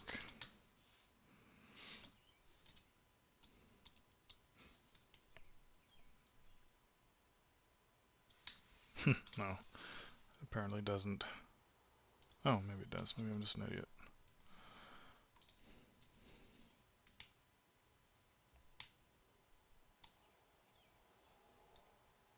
Okay.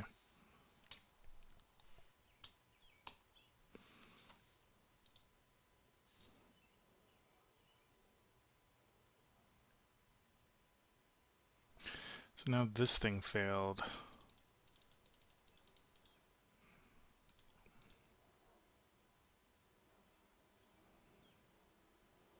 I'm assuming because of this stuff? With the semantics, maybe?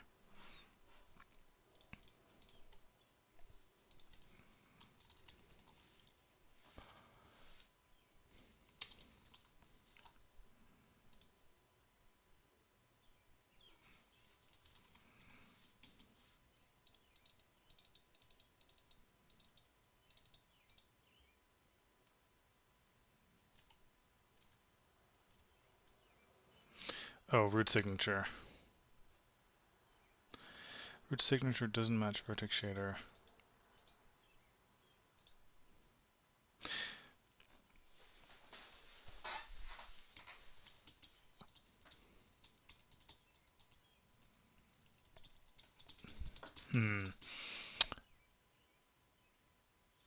I see. So the semantic counts as a descriptor?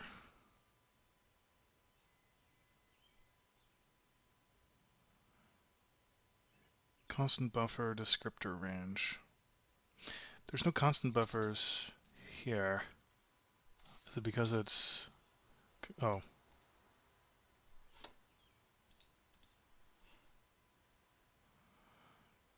No, that's still...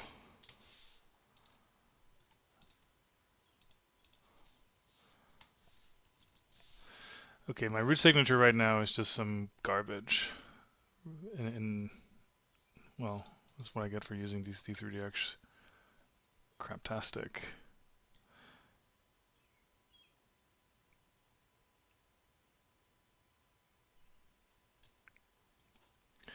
So when you say my VS root signature says you have a constant buffer view going into the... I see.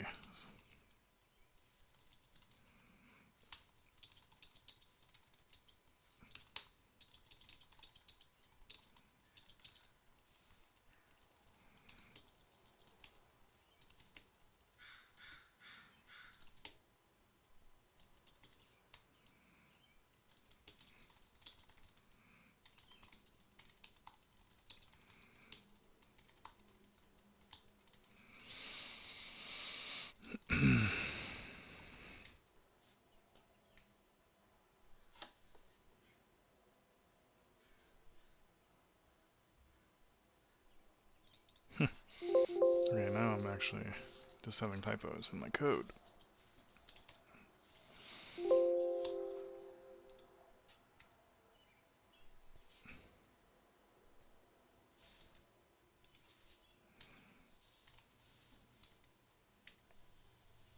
Okay, now it's input draw index.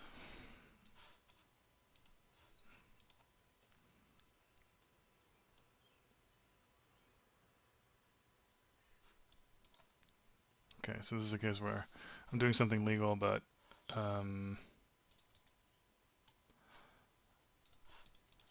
it's apparently discouraging it.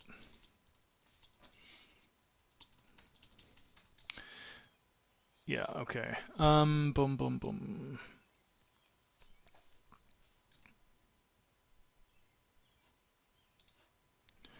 So this should in theory be a black triangle, right? Oh, except I haven't set up pixel shader.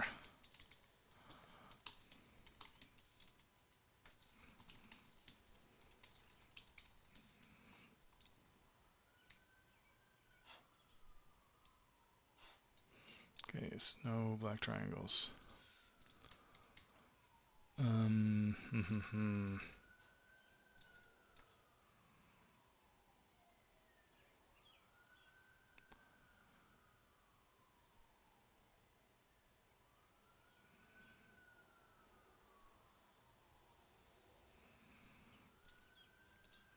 Is it doing anything stupid like backface culling?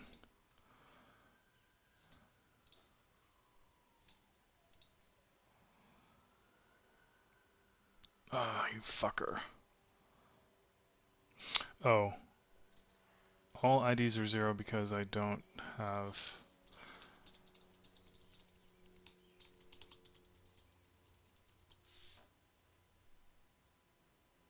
Oh, non-index draw. I gotcha.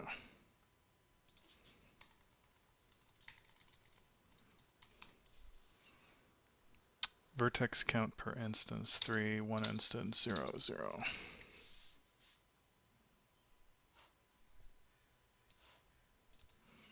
Current topology is undefined.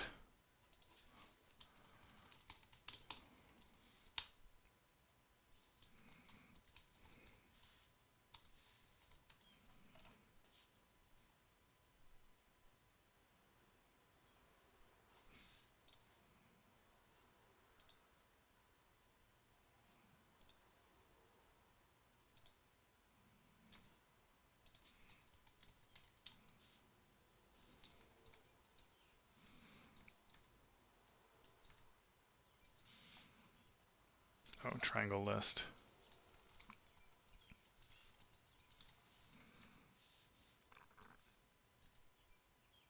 D3D. Okay. So that's not a D3D, that's this one. Okay. Okay, now we have no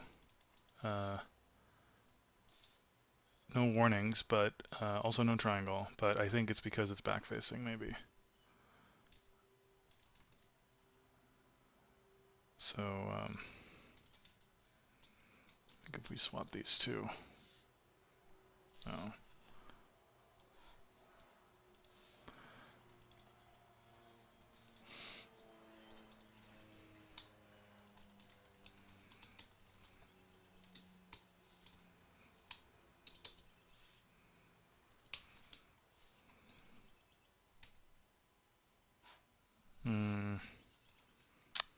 That's not it.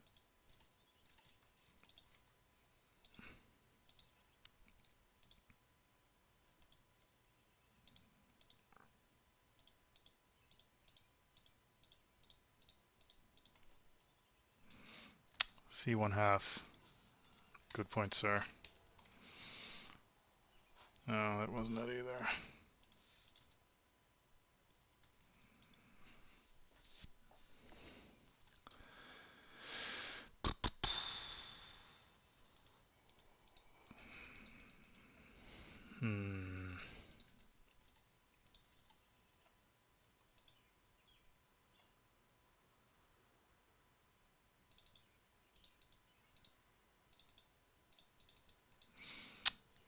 Color semantic.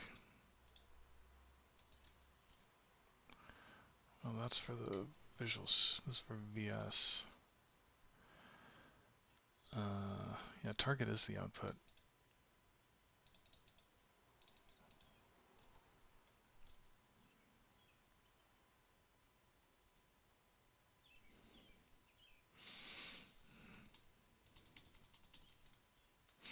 Maybe I'll use this opportunity to use the diagnostic tools, which I have never used before in my life.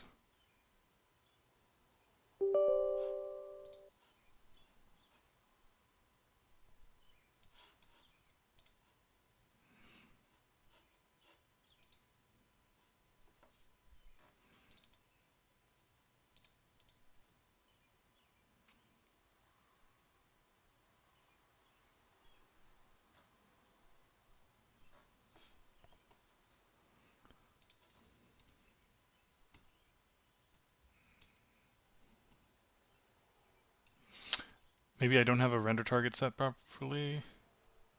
No, this looks like BGR. This looks like the real window.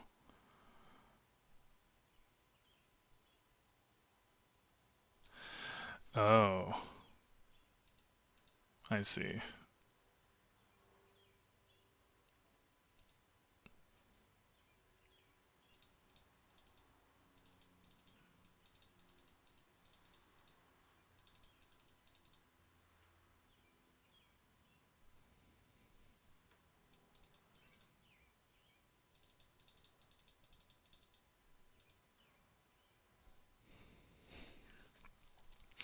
Synchronizer man, I think you need to go read a bunch of stuff rather than asking one-off questions if you don't know what float 4 is. There's a whole rabbit hole there, and answering whether something is float 4 won't really get you any closer to understanding this stuff.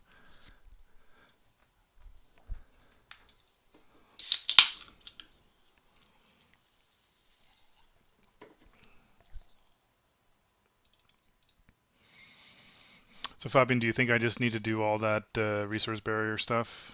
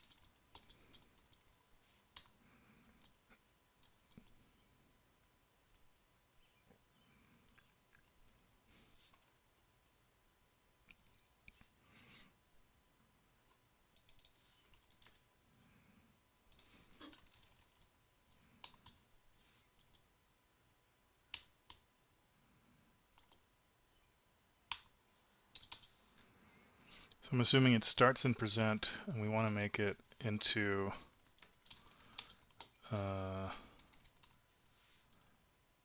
render target.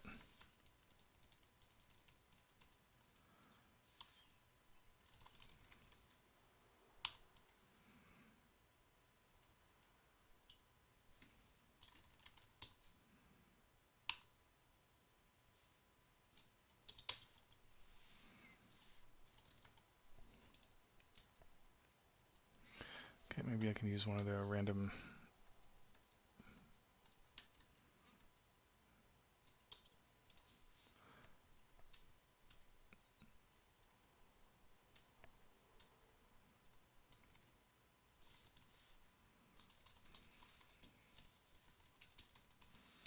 Okay.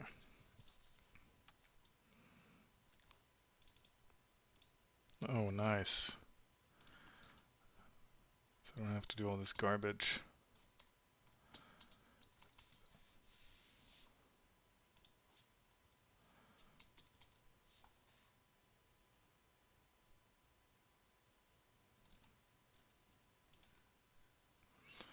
This thing takes a resource.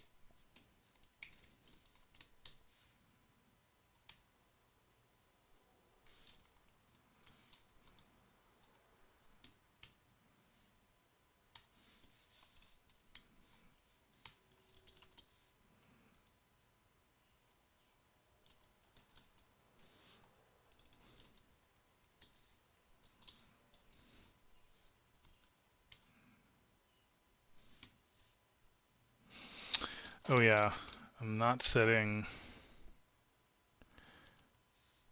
So what you're saying, I need to do what after the clear?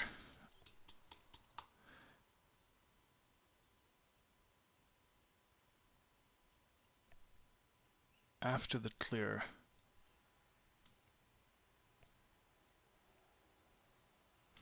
Where did my clear go? Oh, here. Why is the resort barrier after the clear? Oh, I see, because I'm still thinking that to clear you need to be a render target, but that's not true like you said. Okay. Let's see if that works. Still no triangle. Probably it's the viewport stuff you said. Um,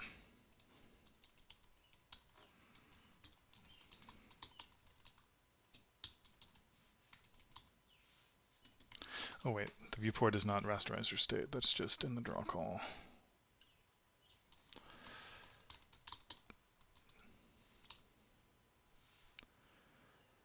Okay, one.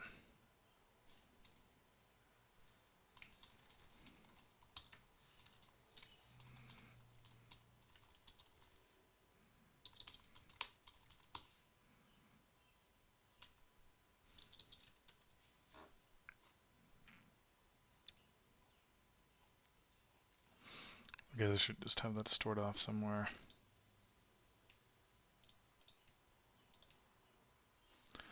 So we need width, height, min depth, max depth, top list. Okay.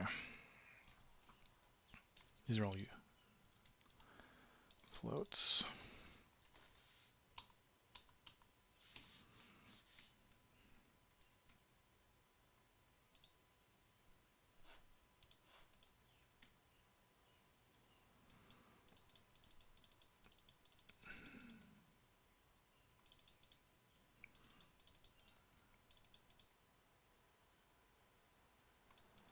Okay, well the good news is we're very close to what they have once I set the viewport in Syseract.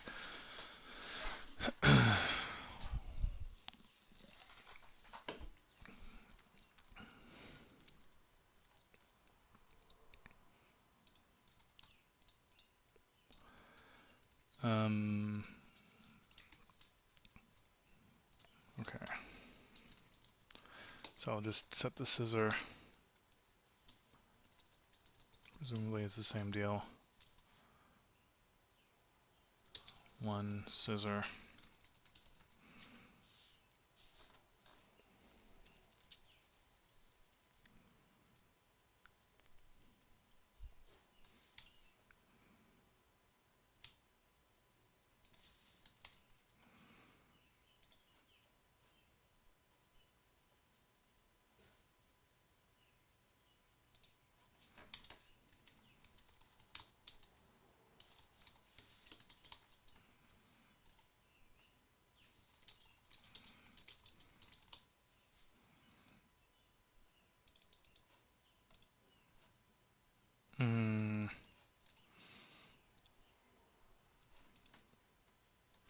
Is there really no easy way to do that? I mean, I can also just get it from the Windows client area, but actually the Windows client area is not the same thing.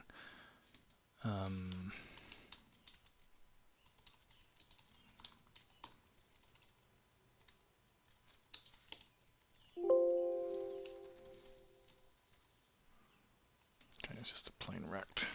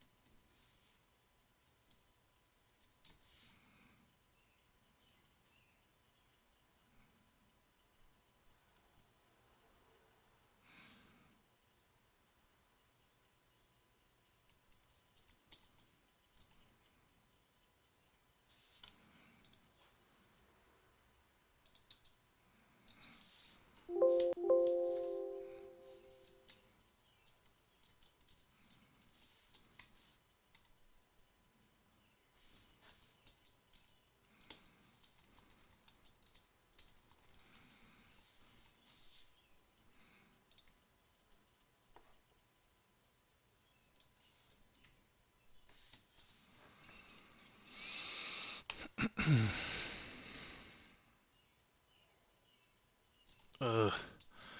I can never remember if they use the standard GDI upside down coordinate system or not.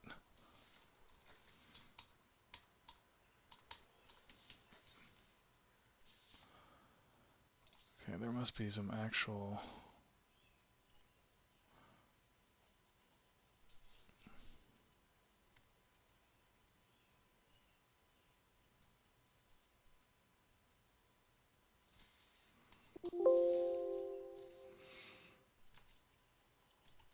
Okay, it's not upside down. Okay.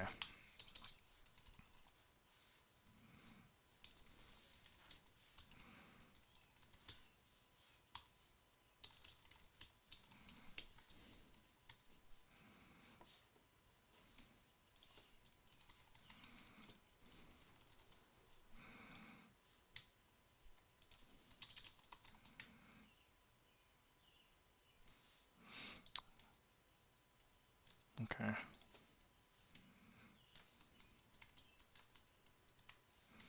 So this was because of...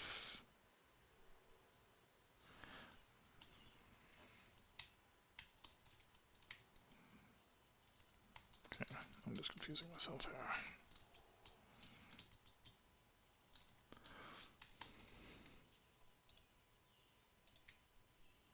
Yes! Motherfuckers! This is the payoff.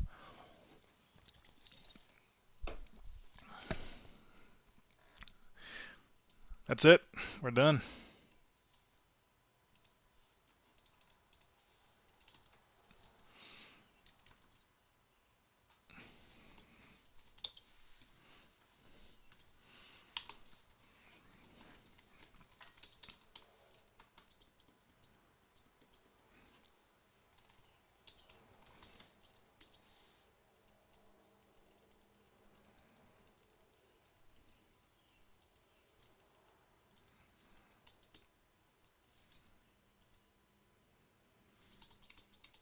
Hmm.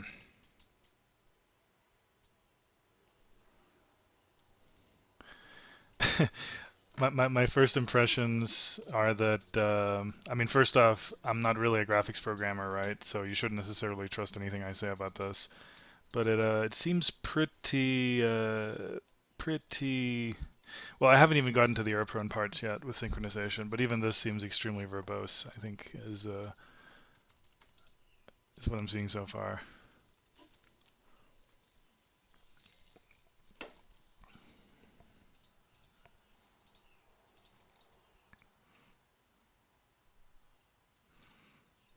Okay. I don't remember the HLSL syntax for passing stuff. Oh yeah, text chord. That means to interpolate, or at least that's one way to get interpolation.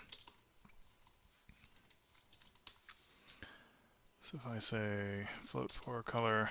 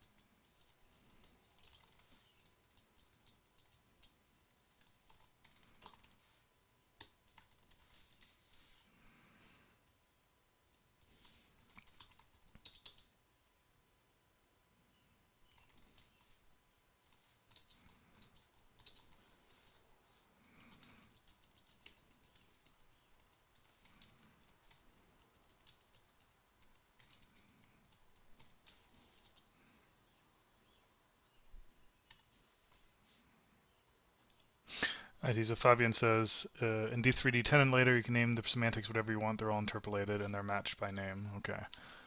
So does that mean I don't need any semantics?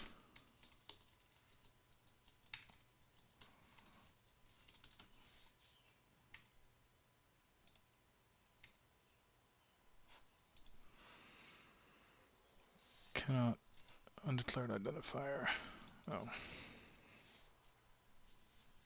Don't.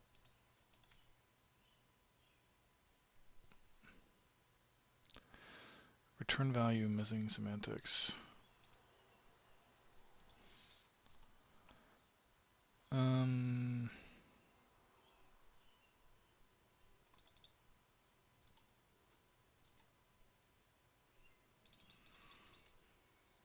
So I get in, why does it say the VS return value is missing semantics? Okay.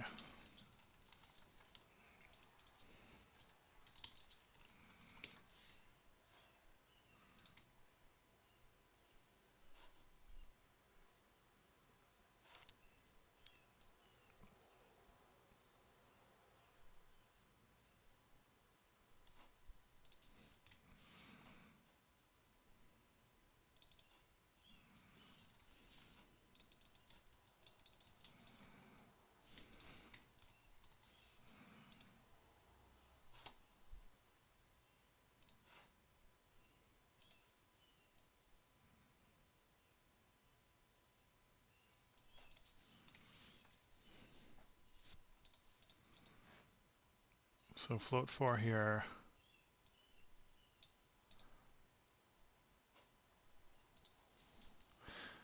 Okay. I don't think that's the error though, is it?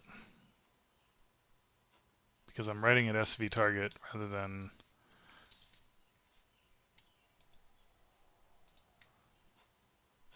Yeah, error is something else. The signatures between stages are incompatible. Semantic ASDF is defined to a mismatch.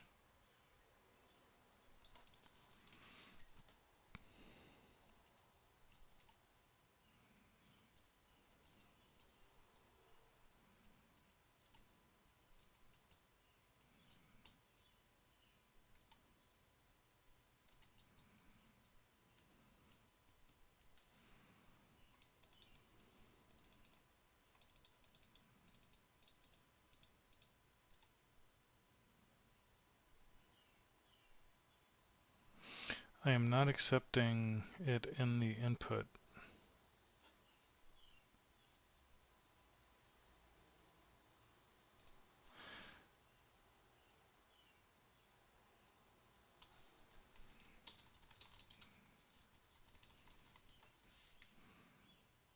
Okay, that was it.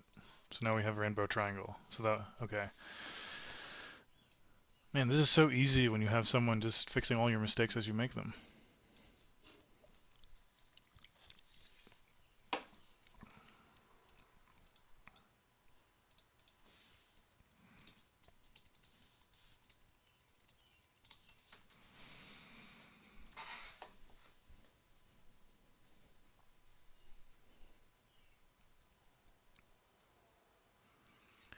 Okay. I think my enthusiasm for D3D12 is just about done. I was just hoping to get a triangle on the screen, and that's why I am. Although I definitely took some shortcuts. And according to Fabian, apparently relying on present to synchronize like I'm doing is totally not kosher. So I need to fix that too. But yeah, I'm not even doing I'm not even doing descriptor heaps for vertex buffers and index buffers and all that junk. I'm just doing this vertex ID crap. So anyway, I think that's it for today. Got a triangle on the screen. It has colors. And to be fair, it's only 200 lines of code. So I remember someone saying that it was like 1,000 lines of code to get a triangle on the screen. And I guess we've disproven that, even though this is totally ad hoc crap. But anyway, yeah, so I think I'm done for that. That was all I wanted to do, although I didn't really learn anything other than this is a lot of typing. So yeah, thanks for hanging out.